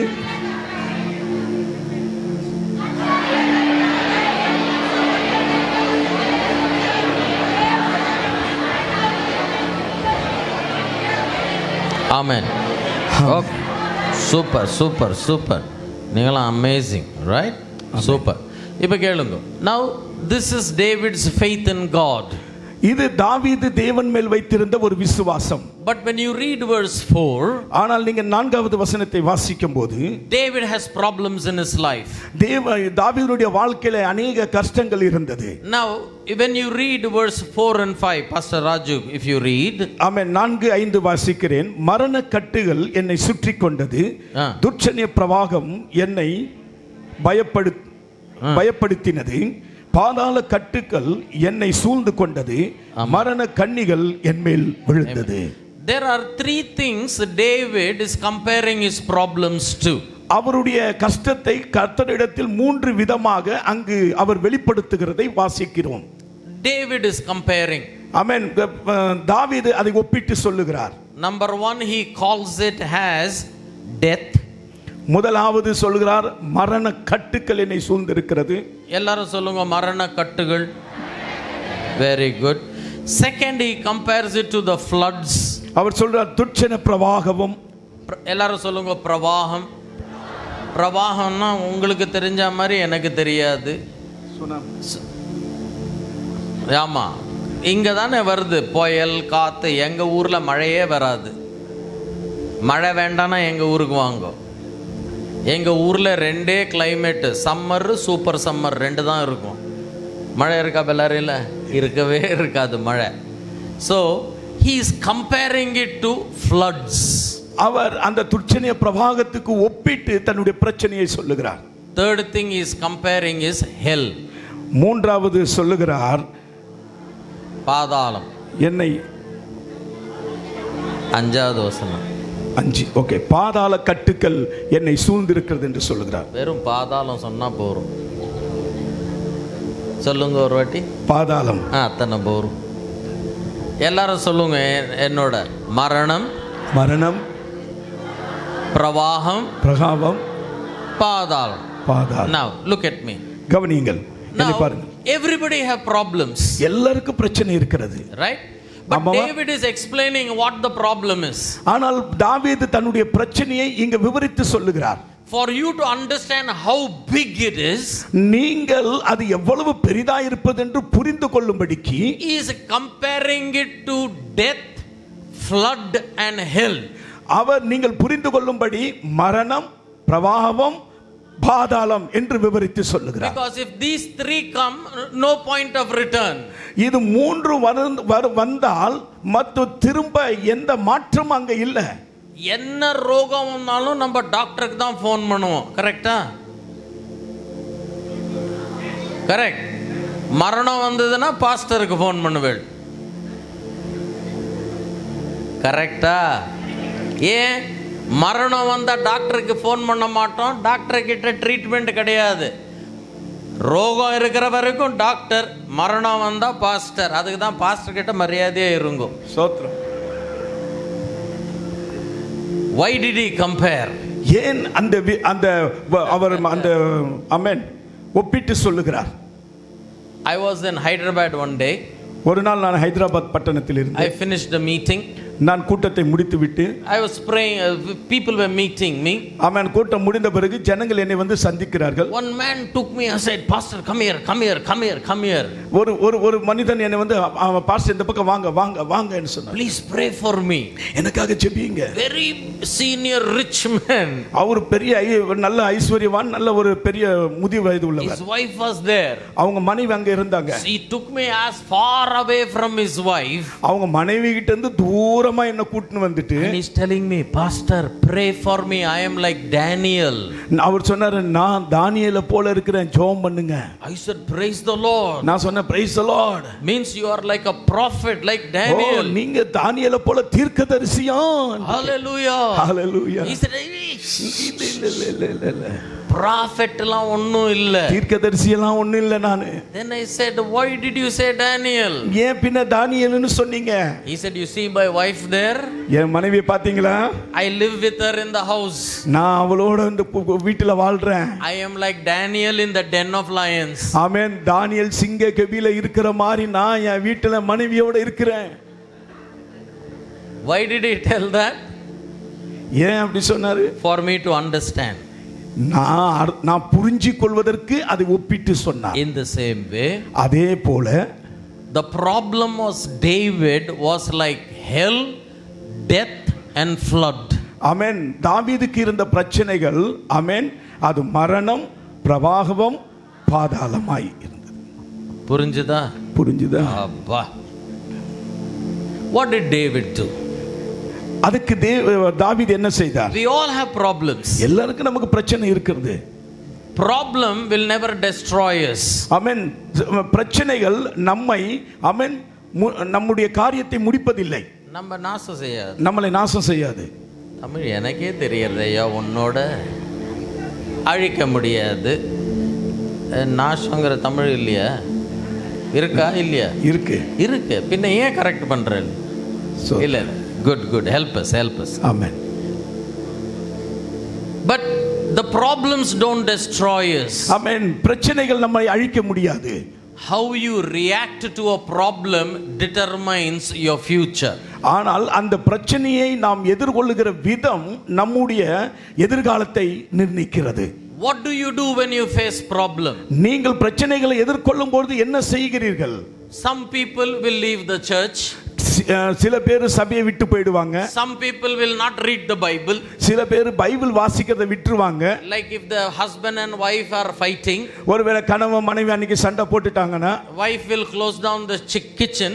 ஆமென். மனைவி சமையல் அறைக்கு போயிடுவாங்க. She said சண்டை முடியற வரைக்கும் நான் சமைக்க மாட்டேன். அவங்க சொல்லுவாங்க நமக்கு சமாதானம் வர வரைக்கும் நான் சமைக்க மாட்டேன். Many Christians are like that. அநேக கிறிஸ்தவ குடும்பம் அப்படி தான் இருக்கு. But what did David do?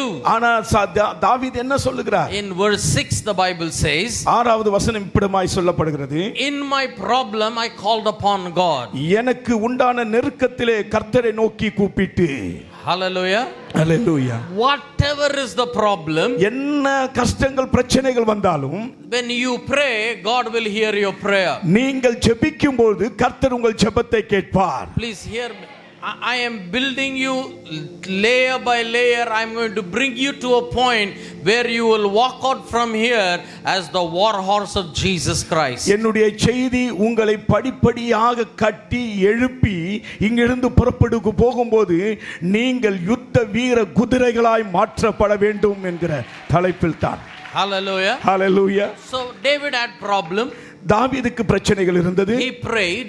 அவன் ஜெபித்தான். What did God do?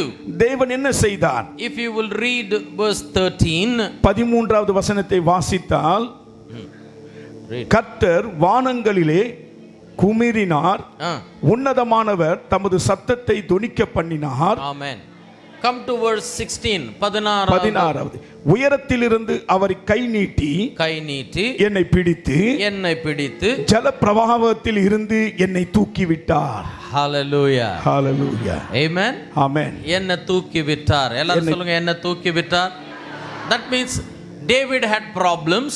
தாவீதுக்கு பிரச்சனைகள் இருந்தது. David prayed. தாவீது ஜெபித்தான். God stretched his hand. அவருடைய கரத்தை நீட்டினார். And God delivered David. அவனை தேவன் தூக்கி எடுத்து விடுதலை செய்தார். Hallelujah. Hallelujah. This is not new to any Christian. இது ஏனோ புதிதான விஷயம் அல்ல தேவனுடைய பிள்ளைகளுக்கு. But why God delivered him? ஆனால் ஏன் ஆண்டவர் அவனை தூக்கி எடுத்தார்? Let us read verse 17. 17வது வசனத்திலே, என்னிலும் அதிக பலவான்களாய் இருந்த என் பலத்த சத்துருவுக்கும் என்னை பகைக்கிறவங்களுக்கும் என்னை விடுவித்தார். Hallelujah. யாரிலிருந்து விடுவித்தார்? எப்படிப்பட்டவர்களிடத்திலிருந்து விடுவித்தார்? என்னிலும் என்னிலும் அதிக பலவான்களாய் இருந்த அதிக பலவான் உள்ள சத்ருவிலிருந்து ஆண்டவர் என்னை விடுவித்தார். எல்லாரும் ஹல்லேலூயா சொல்லுங்க. ஹல்லேலூயா. Okay. This is the story of almost all Christians. ஆமென். இப்படிப்பட்ட கதைகள் தான் தேவனுடைய பிள்ளைகளுடைய எல்லா வாழ்க்கையிலும் ஒரே மாதிரி நடந்து கொண்டிருக்கிறது. They are living. அவங்க அப்படித்தான் வாழ்ந்துட்டு இருக்காங்க. They all are வாழ்ந்துட்டு இருக்காங்க. They have problems. பிரச்சனைகள் இருக்கிறது. They pray. ஜெபம் பண்றாங்க. God delivers. தேவன் அவர்களை விடுதலையாக்குறார். They say a miracle. அவங்க சொல்றாங்க தேவன் என்ன அற்புதம் செய்தார். Story end. கதை முடிந்தது. But here, ஆனால் கேளுங்கள், God has greater plans for you. தேவன் விசேஷமான திட்டங்களை உங்களுக்காக வைத்திருக்கிறார். Hallelujah. Hallelujah. And this plan eye has not seen, ears have not heard. அந்த திட்டம் என்னவென்றால் உங்கள் கண்கள் பார்க்கவில்லை, உங்கள் இருதயம் கிரகிக்கவில்லை. After delivering David, where did God put David? ஆமென். தேவன் தாவீதை தம்முடைய கஷ்டங்களிலிருந்து விடுதலையாக்கின பிற்பாடு எந்த இடத்தில் அவனை கொண்டு போய் வைத்தார்? 19th verse. 19வது வசனம். அவர் விசாலமான இடத்தில் என்னை கொண்டு வந்து. ஆமென். அவர் எங்க இப்ப வச்சிருக்காரு டேவிட்? விசாலமான இடத்துல. So now go to David. He said, "Papa, enna life pa, Christian life." Right? His story will be flood came, death came, hell came. I only prayed. God held my hand. God delivered me. He has put me in a large place. அவனுடைய கதை எப்படி ஆரம்பிக்கப்பட்டது? ஆமென். மரணம், ஆமென், பிரவாகம், ஆமென், பாதாளம். நான் ஜெபித்தேன், கர்த்தர் என்னை விடுதலையாக்கினார், என்னை தூக்கி எடுத்தார், இப்பொழுது என்னை விசாலமான இடத்தில் கொண்டு வந்து நிறுத்தியிருக்கிறார். Amen. Amen. But God's story for David or for you is not ended. ஆனால் தேவனுடைய திட்டம் தாவீதுக்காக இருக்கட்டும், உங்களுக்காக இருக்கட்டும், அந்த விசாலமான இடத்தோடு முடிந்து விடவில்லை. You are not saved only to be the delivered one. ஆமென். நீங்கள் விடுதலையாக்கப்பட்ட கர்த்தரை மட்டும் நீங்கள் தெரிந்து கொண்டிருக்கவில்லை. You are not saved to only remain as the delivered one. ஆமென். நீங்கள் ஆமென் விடுதலையாக்கப்படுவதற்காக மட்டும் ஆமென் தெரிந்து கொள்ளப்படவில்லை. ஆண்டவர் உங்களை தெரிந்து கொள்ளவில்லை. வெறும் விடுதலை ஆக்கறதுக்காக மாத்திரம் சேவ் பண்ணல. ஆமென். உங்களை விடுதலையாக்க மட்டும் ஆண்டவர் உங்களை தெரிந்து கொள்ளவில்லை. ஆமென். ஸ்தோத்திரம். He saved you to make you a deliverer. ஆமென். அவர் உங்களை He saved you to make you the deliverer. ஆமென். ஆண்டவர் உங்களை ரட்சித்தது காரணம் என்னவென்றால் நீங்கள் அநேகரை விடுதலையாக்கும்படியாக. அப்பா. Let me give you an example. ஒரு உதாரணத்தை சொல்ல விரும்புகிறேன். Before salvation, when I went to God in my darkness, ஆமென், நான் ரட்சிக்கப்படுவதற்கு முன்பதாக நான் ஆமென் பாவத்தின் இருளில் இருக்கும் பொழுது, when I went to him in darkness, நான் இருளில் இருக்கும்போது அவரிடத்தில் போனேன். he not only shined a light inside me, ஆமென், அவர் தன்னுடைய வெளிச்சத்தை என்மேல் பிரகாசிக்க பண்ணது மட்டுமல்லாமல் he made me the light of the world. ஆமென், என்னை உலகத்திற்கு வெளிச்சமாய் மாற்றினார். That means in giving a solution to my problem, he made me the solution to the world. ஆமென். என்னுடைய பிரச்சனைகளுக்கு அவர் ஒரு பதிலாய் மட்டும் அல்ல, நான் பிரச்சனை இருக்கிறவர்களுக்கு அநேகருக்கு பதிலாய் என்னை வைத்திருக்கிறார். அவர் எனக்கு வெறும் வெளிச்சம் கொடுக்கல, என்னையே வெளிச்சமாக்கினார். ஆமென். ஆமென். In giving a solution to my problem to the perishing world, I am the light of the world. என்னுடைய கஷ்டங்களுக்கு அவர் தீர்வு மட்டும் உண்டாக்கவில்லை, ஆமென், அழிந்து கொண்டிருக்கிற இந்த உலகத்திற்கு என்னை ஒரு தீர்வாக மாற்றினார். Amen. ஆமென். Hear me very carefully. கவனமாய் கேளுங்கள். David continues saying, தாவீது தொடர்ந்து சொல்லுகிறார் in the verse 32, 32வது வார்த்தையிலே, it is God who girds me with strength and makes my way perfect. என்னை பலத்தால் இடைகட்டி என் வழியை செவ்வைப்படுத்துகிற தேவனே. எல்லாரும் சொல்லுங்க, என் வழியை செவ்வைப்படுத்துகிறீர். Now look here, look at me. கவனிங்கள், என்னை பாருங்கள். In the earlier part we saw God working for David. ஆமென். முதல் ஆரம்ப நாட்களிலே பார்க்கிறோம் தாவீதுக்காக தேவன் காரியங்களை செய்தார். தாவீதுக்காக காரியம் செய்தார். ஆமென். தேவன் ஆரம்ப நாட்களிலே தாவீதுக்காக காரியம் செய்தார். He prayed, ஜெபித்தார், God delivered. தேவன் விடுதலையாக்கினார். Everybody say after me. எனக்கு பிற்பாடு சொல்லுங்கள். தாவீதுக்காக சொல்லுங்க. Okay, very good. But now this actual, if I am a Bible student. Amen. நான் சத்திய வேதத்தில் ஒரு மாணவனாய் இருக்கிறேன். So I started studying this verse. நான் இந்த வார்த்தையை ஆழமாய் படிக்க ஆரம்பித்தேன். When the Bible says God is making your way perfect, the real meaning. Amen. அதோட அர்த்தம் என்னவென்று சொன்னால் உங்கள் வழியை அவர் செவ்வைப்படுத்துகிறார். The real meaning is, அதோட உண்மையான அர்த்தம் என்னவென்றால் God is changing your heart. தேவன் உங்கள் இருதயத்தை மாற்றுகிறார். First step எனக்காக, second step என் உள்ள. ஆமென். முதலாவது எனக்காக, இப்பொழுது என்னையே அவர் மாற்றுகிறார். First he changes your circumstances. அவர் முதலாவது உங்கள் சூழ்நிலைகளை மாற்றுகிறார். இரண்டாவது உங்களையே மாத்துறார். ஆமென். Many come to Jesus because circumstance changed. அநேகர் இயேசுவிடத்தில் வருவதற்கு காரணம் அவர்கள் சூழ்நிலைகள் மாற்றப்படுவதற்காக. Then faith changes. மற்றும் அவர்களுடைய நம்பிக்கை மாற்றப்படுகிறது. But now the question is, has your life changed? இப்பொழுது ஒரு கேள்வி என்னவென்றால் உங்கள் வாழ்க்கை மாற்றப்பட்டிருக்கிறதா? வார்த்தை சேஞ்ச் ஆயிருக்கா? ஆமென். ஆலோசனைகள் சேஞ்ச் ஆயிருக்கா? காரியங்கள் சேஞ்ச் ஆயிருக்கா? Hear me very carefully. War horse means not only shouting hallelujah, amen and glory. It is living a life that is completely aligned to the word of God from the inside. ஆமென். யுத்த வீர குதிரை என்றால் ஆமென் ஹல்லேலூயா ஸ்தோத்திரம் என்று சொல்லி நாம் முடித்துவிட்டு போகிறது அல்ல. நம்முடைய இருதயம் மாற்றப்பட்டு தேவனுடைய வார்த்தையோடு கூட இசைந்து அவருடைய இருதயமாய் மாறுகிறது தான் யுத்த வீர குதிரையின் வாழ்க்கை.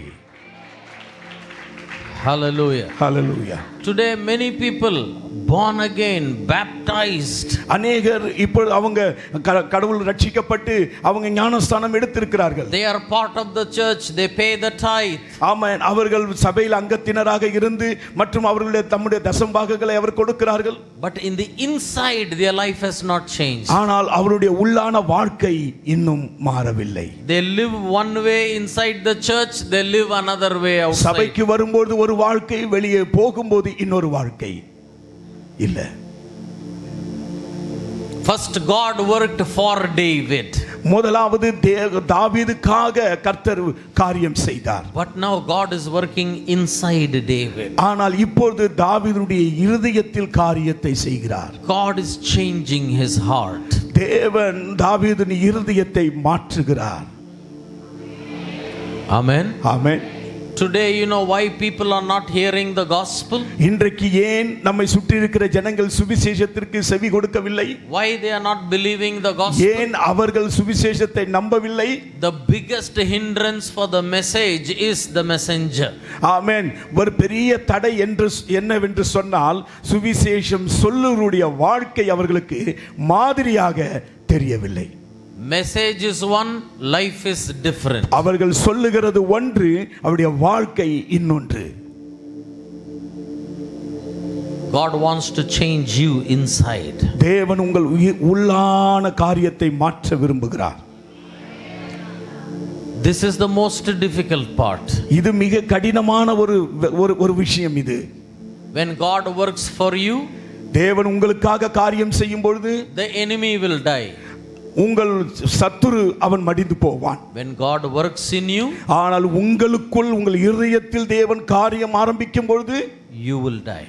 நீங்கள் ஆமென் மரித்து போவீர்கள். You will die to yourself. நீங்கள் உங்களுக்குள்ளே உங்களை நீங்கள் மரித்துக் கொள்வீர்கள். It's not easy. அது சாமானிய விஷயம் அல்ல. The greatest change is changing your own self. ஆமென். ஒரு பெரிய மாற்றம் என்னவா இருக்கும் என்று சொன்னால் உங்களை நீங்களே மாற்றிக்கொள்வதுதான் அது பெரிய மாற்றமாய் உருவெடுக்கும். Believer means change of faith. ஆமென். விசுவாசிகள் என்றால் அர்த்தம் என்ன? அவர்கள் ஒரு நம்பிக்கையிலிருந்து இன்னொரு நம்பிக்கைக்கு வந்திருப்பது. But disciple means change of life. ஆனால் ஆமென், சீஷத்துவம் என்று சொன்னால் உங்களுடைய வாழ்க்கை மாற்றப்படுகிறது. Don't think about anybody else. யாரை பத்தி நீங்க யோசிக்க தேவையில்லை. Sit down and think. நீங்கள் அமர்ந்திருந்து உங்களை நிதானியுங்கள். Has my life changed? என்னுடைய வாழ்க்கை மாற்றப்பட்டது. Am I living one life here, another life there? நான் இங்க ஒரு வாழ்க்கை, வெளியில போனா இன்னொரு வாழ்க்கை.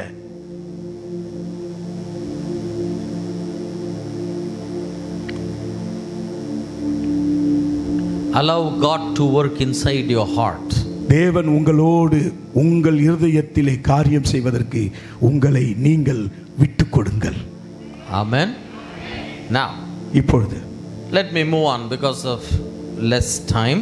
ஆமென். நேரம் மிகவும் குறுகியதா இருக்கிறதால் வேகமாய் போகிறேன். Number 1, God works for you. முதலாவது தேவன் உங்களுக்காக காரியம் செய்தார். Then God works in you. தேவன் இரண்டாவது உங்களுக்குள் காரியத்தை செய்கிறார். When he works for you, circumstance will change. உங்களுக்காக காரியத்தை செய்யும்போது உங்கள் சூழ்நிலைகள் மாற்றப்படுகிறது. When he works in you, you will change. உங்களுக்குள் உங்கள் இருதயத்தில் காரியம் செய்யும்போது நீங்கள் மாற்றப்படுகிறீர்கள். But then God continues to work in verse 34. ஆனால் 34 தொடர்ந்து அவர் பேசிக் கொண்டிருக்கிறார். Now David is saying, இப்பொழுது தாவீது சொல்லுகிறார், வெண்கல வில்லும் என் புயங்களால் வளையும்படி என் கைகளை யுத்தத்திற்கு பழக்குவிக்கிறீர். aha. Bible says, சத்தியவேதம் சொல்லுகிறது, he teaches my hands for war. அவர் என்னுடைய விரல்களை யுத்தத்துக்கு படிப்பிக்கிறார். எல்லாரும் சொல்லுங்க, அவர் ஃபர்ஸ்ட் டைம் அவர் என்னை விடுவித்தார், செகண்ட் டைம் அவர் என்ன மாத்தினார், மூணாவது டைம் அவர் என் கைகளை யுத்தத்துக்காக ட்ரைனிங் கொடுத்துட்டு இருக்கார். இது எல்லாம் மூணும் அந்த அவர் தான். யார் என்ன விடுவித்தாரோ, யார் என்ன ரட்சித்தாரோ, யார் எனக்கு மிரக்கல் கொடுத்தாரோ, அவரே வந்து என் ஹிருதயத்தில் வேலை செஞ்சு என்ன மாத்தினார். என் பேச்சு மாறித்து, என்னோட ஆலோசனை மாறித்து, என் லைஃப் சேஞ்ச் ஆத்து. பட் இப்போ என் கையை யுத்தத்துக்காக பழக்குவிக்கிறார். This is very important. இது மிக மிக முக்கியமான விஷயம். God has visited you as a savior. முதலாவது தேவன் உங்களை இரட்சகராக வந்து சந்தித்தார். He has visited you as a healer. அவர் உங்களுக்கு சுகமாக்குறவராய் உங்களை சந்தித்தார். He has visited you as a deliverer. அவர் உங்களை விடுவிக்கிறவராய் உங்களை வந்து சந்தித்தார். But now he is visiting you as a trainer. ஆனால் இப்பொழுது அவர் உங்கள் விரல்களை யுத்தத்திற்கு பழக்குவிக்கிறவராய் சந்திக்கிறார். Hallelujah. Hallelujah. God is your trainer.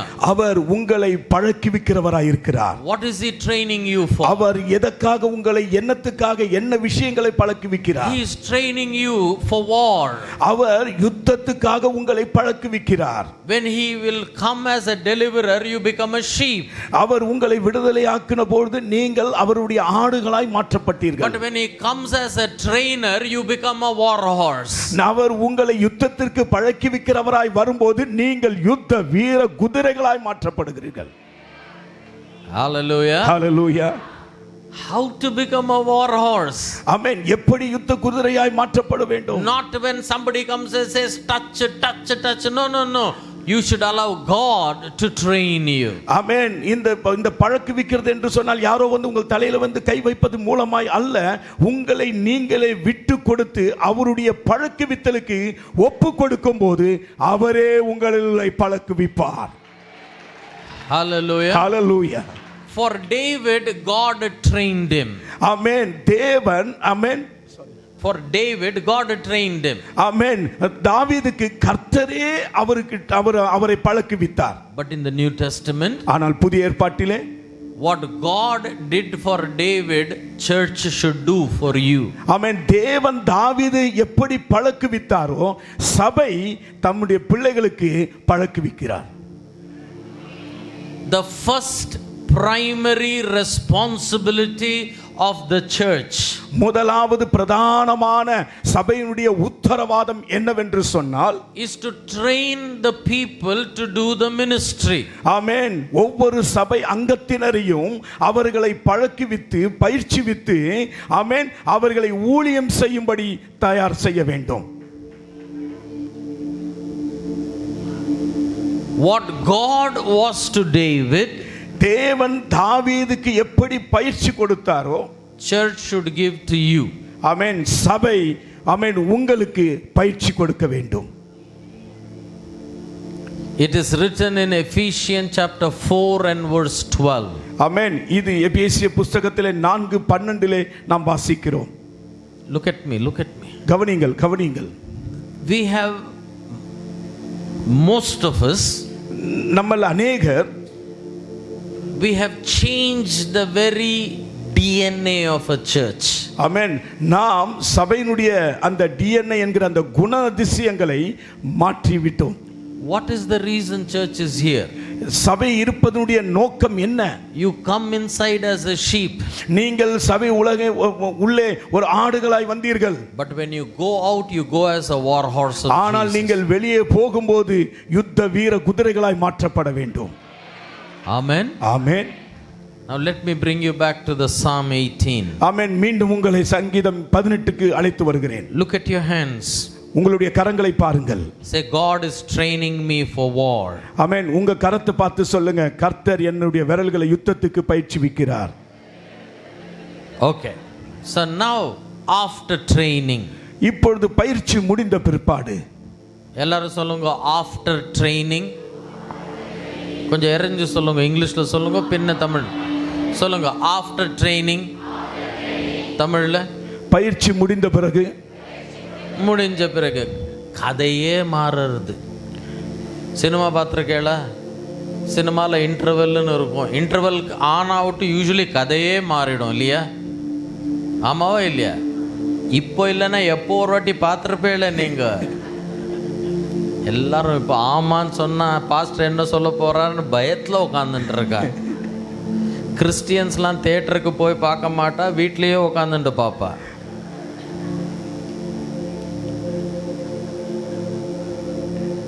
எரஞ்சு சொல்லுங்க. After training. ஆமென். சத்தமா சொல்லுங்க. தமிழில் சொல்லுங்க. சத்தமா சொல்லுங்க. இல்லைதான். After training. ஆமென். பயிற்சி முடிந்த பிறகு. அப்படி இல்லை, சத்தமா சொல்லுங்க. பயிற்சி முடிந்த பிறகு உங்க லைஃப் சேஞ்சு, உங்க கதையும் சேஞ்சு. ரெடியா இருக்கேளா? Very good. Before training, how are the enemies? ஆமென். பயிற்சிக்கு முன்பாக உங்களுடைய விரோதி எப்படி உங்கள் கண்களுக்கு தென்பட்டான்? இல்ல, தாவீதோட விரோதி. ஆமென். தாவீதோட பயிற்சிக்கு முன்பதாக அவனுடைய விரோதி எப்படி கண்டார்கள்? 3 சொன்னா. என்ன சொன்னா சொல்லுங்க? மரணம், பாதாளம், வெரி குட், பிரவாகம். 3 ஞாபகம் இருக்குல்ல? சரி, இப்போ ஆஃப்டர் ட்ரைனிங் 37வது வசனம். 37வது வசனம். என் சத்துருக்களை பின்தொடர்ந்து அவர்களை பிடிப்பேன், அவர்களை நிர்மூலமாக்கும் வரை திரும்புவேன். என் சத்துருக்களை நான். here it is not God. read it. ஆமென். படியுங்கள். இங்கே தேவன் அல்ல, நான். Amen. Continue reading. Verse 38. 38. அவர்கள் எழுந்திருக்க மாட்டாதபடிக்கு என் பாதங்களின் கீழ் விழத்தக்க அவர்களை வெட்டினேன். எல்லாரும் சொல்லுங்க. கதை சேஞ்ச். இத்தனை he was running from the enemy. அவன் இவ்வளவு நாள் அவன் எதிரிகளை பார்த்து பயந்து ஓடிக்கொண்டிருந்தான். After training, இப்பொழுது பயிற்சி முடிந்த பிற்பாடு he is running after the enemy. இப்போ வைரியை தேடிக்கொண்டு அவன் ஓடிக்கொண்டிருக்கிறான். Hallelujah. He chased them. அவர்களை பின்தொடர்ந்து பிடித்தான். He caught hold of them. அவர்களை பிடித்து கொண்டான். He beat them. அவர்களை அடித்தான். He put them under the feet. தன் காலின் கீழே போட்டான். And now the enemy is under his feet. இப்பொழுது அவனுடைய சத்துருக்கள் அவன் காலின் கீழே இருக்கிறார்கள். Hallelujah. Hallelujah. இப்ப மரணம் எங்க இருக்கு? தாவீதோட காலு கீழே. பிரவாகம் எங்க இருக்கு? காலு கீழே. பாதாளம் எங்க இருக்கு? காலு கீழே. ஆனா ட்ரெயினிங் முடித்த பிறகு சோத்ரா சோத்ரா ட்ரைனிங் இல்லைன்னா லபா ஐயோ அடிச்சுப்போம். அதே ட்ரைனிங் ஆச்சுன்னா அதே பிசாசு எடுத்து காலு கீழே போட்டு அப்படி நசுக்கிடுவோம். ஹல்லேலூயா. ஹல்லேலூயா. அது ஆடு, இது யுத்த குதிரை.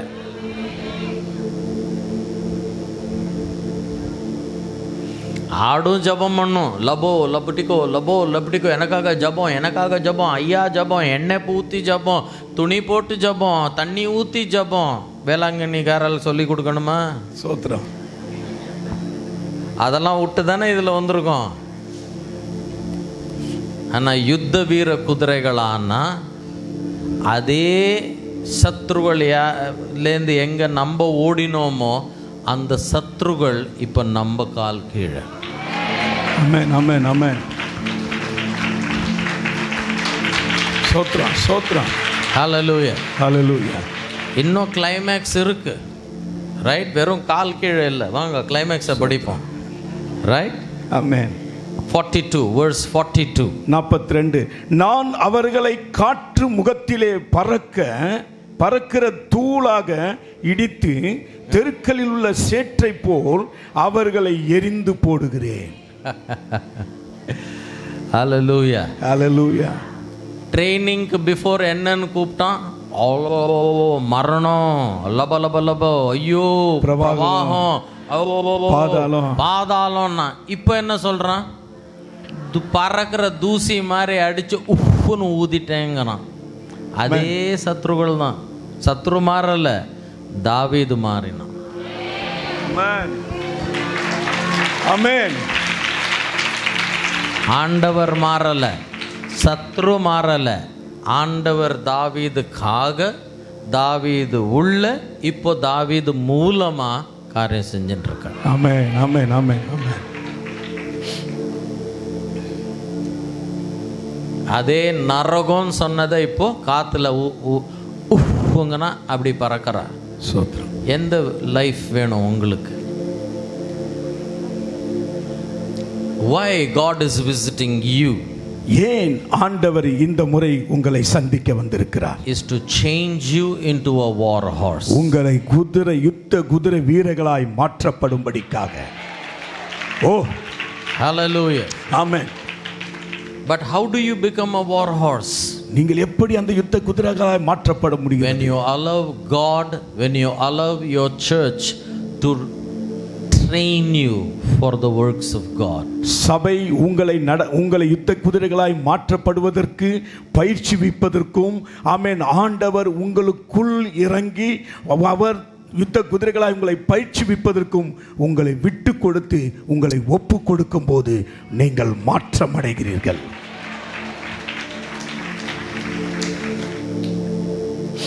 It is God's will that everyone be the war horse of Jesus. தேவனுடைய பிரதான திட்டம் நம் ஒவ்வொரு மேலும், ஆமென், என்னவென்று சொன்னால் நாம் ஒவ்வொருவரும் யுத்த வீர குதிரைகளாய் மாற்றப்பட வேண்டும். Amen. Amen. That is what the Bible says. We are the ambassadors of God. அதற்காக தான் சத்திய வேதம் நமக்கு இப்படி பெயர் சூட்டுகிறது. என்னவென்று சொன்னால் நாம் அவருடைய ராயபாரிகள், தூதர்களாய் இருக்கிறோம். ராயபாரிகள் கன்னடா தான், கன்னடாவில் சொல்லிட்டு இருக்கேன். ஆமென் ஆமென். நாம் அவருடைய, ஆமென், ஸ்தானாதிபதிகளாய் இருக்கிறோம். ஆமென். சோத்ரம் சோத்ரம். But today let me tell you. ஆனால் இன்றைக்கு ஒரு விஷயத்தை உங்களுக்கு சொல்லுகிறேன். If you will rise as a war horse of Jesus, நீங்கள் இயேசுவுக்காக யுத்த குதிரைகளாய் மாற்றப்பட்டு எழும்பும்போது this region will change. இந்த பகுதி, இந்த, ஆமென், ஸ்டேட் மாற்றப்பட போகிறது. Amen. Amen. How many of you are ready today? ஆமென். இந்த மாற்றத்திற்கு எத்தனை பேர் இப்பொழுது நீங்கள் ஆயத்தமாக இருக்கிறீர்கள்? Training is the key. பயிற்சி அது மிக முக்கிய ஆமென் நம்முடைய சாவியா இருக்கிறது. Amen.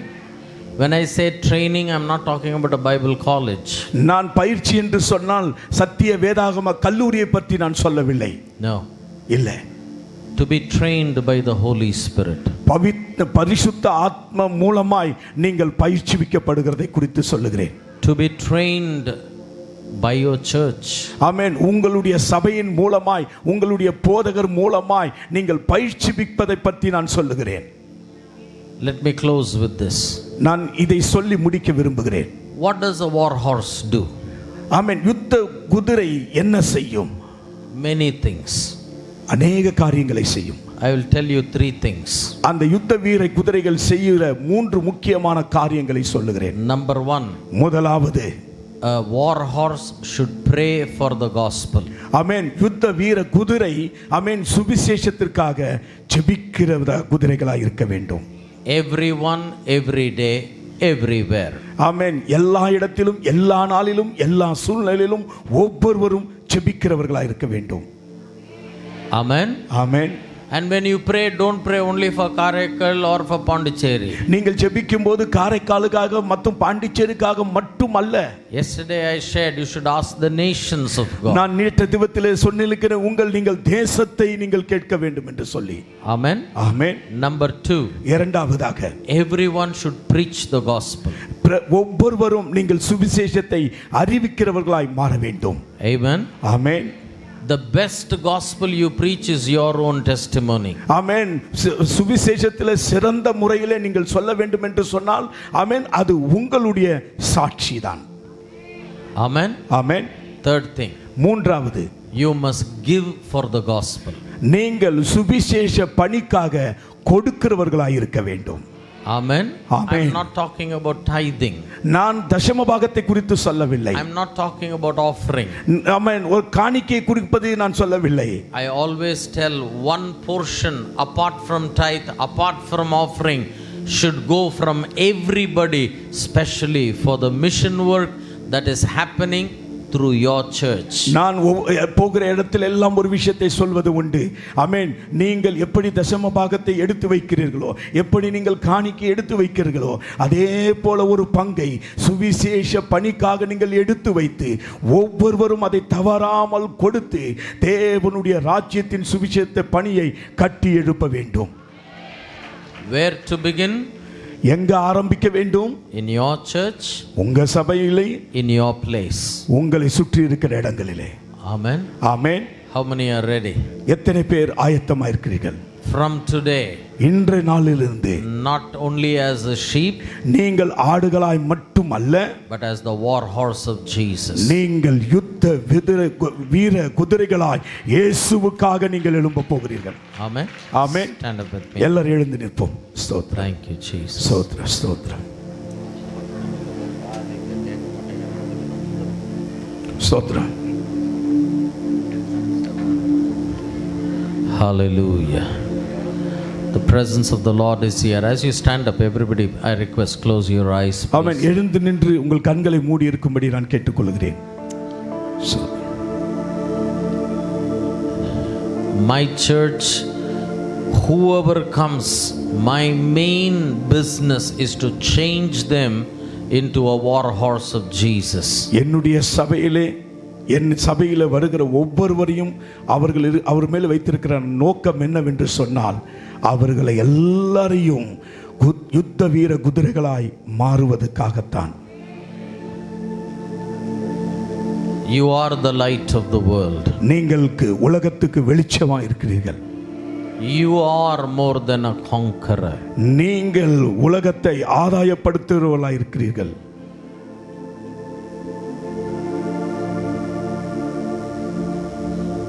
Today if you say, இன்றைக்கு நீங்கள் சொல்லுங்கள், Lord, I will be a war horse of Jesus. ஆண்டவரே, நான் இயேசுவுக்காக யுத்த வீர குதிரையாய் மாறப்போகிறேன். Listen, it is not a one day. இது ஏதோ இன்றைக்கு சொல்லிவிட்டு போகிறது அல்ல. It is a lifetime commitment. இது உங்கள் வாழ்நாளெல்லாம் நீங்கள் கடைபிடிக்க வேண்டிய காரியங்கள்.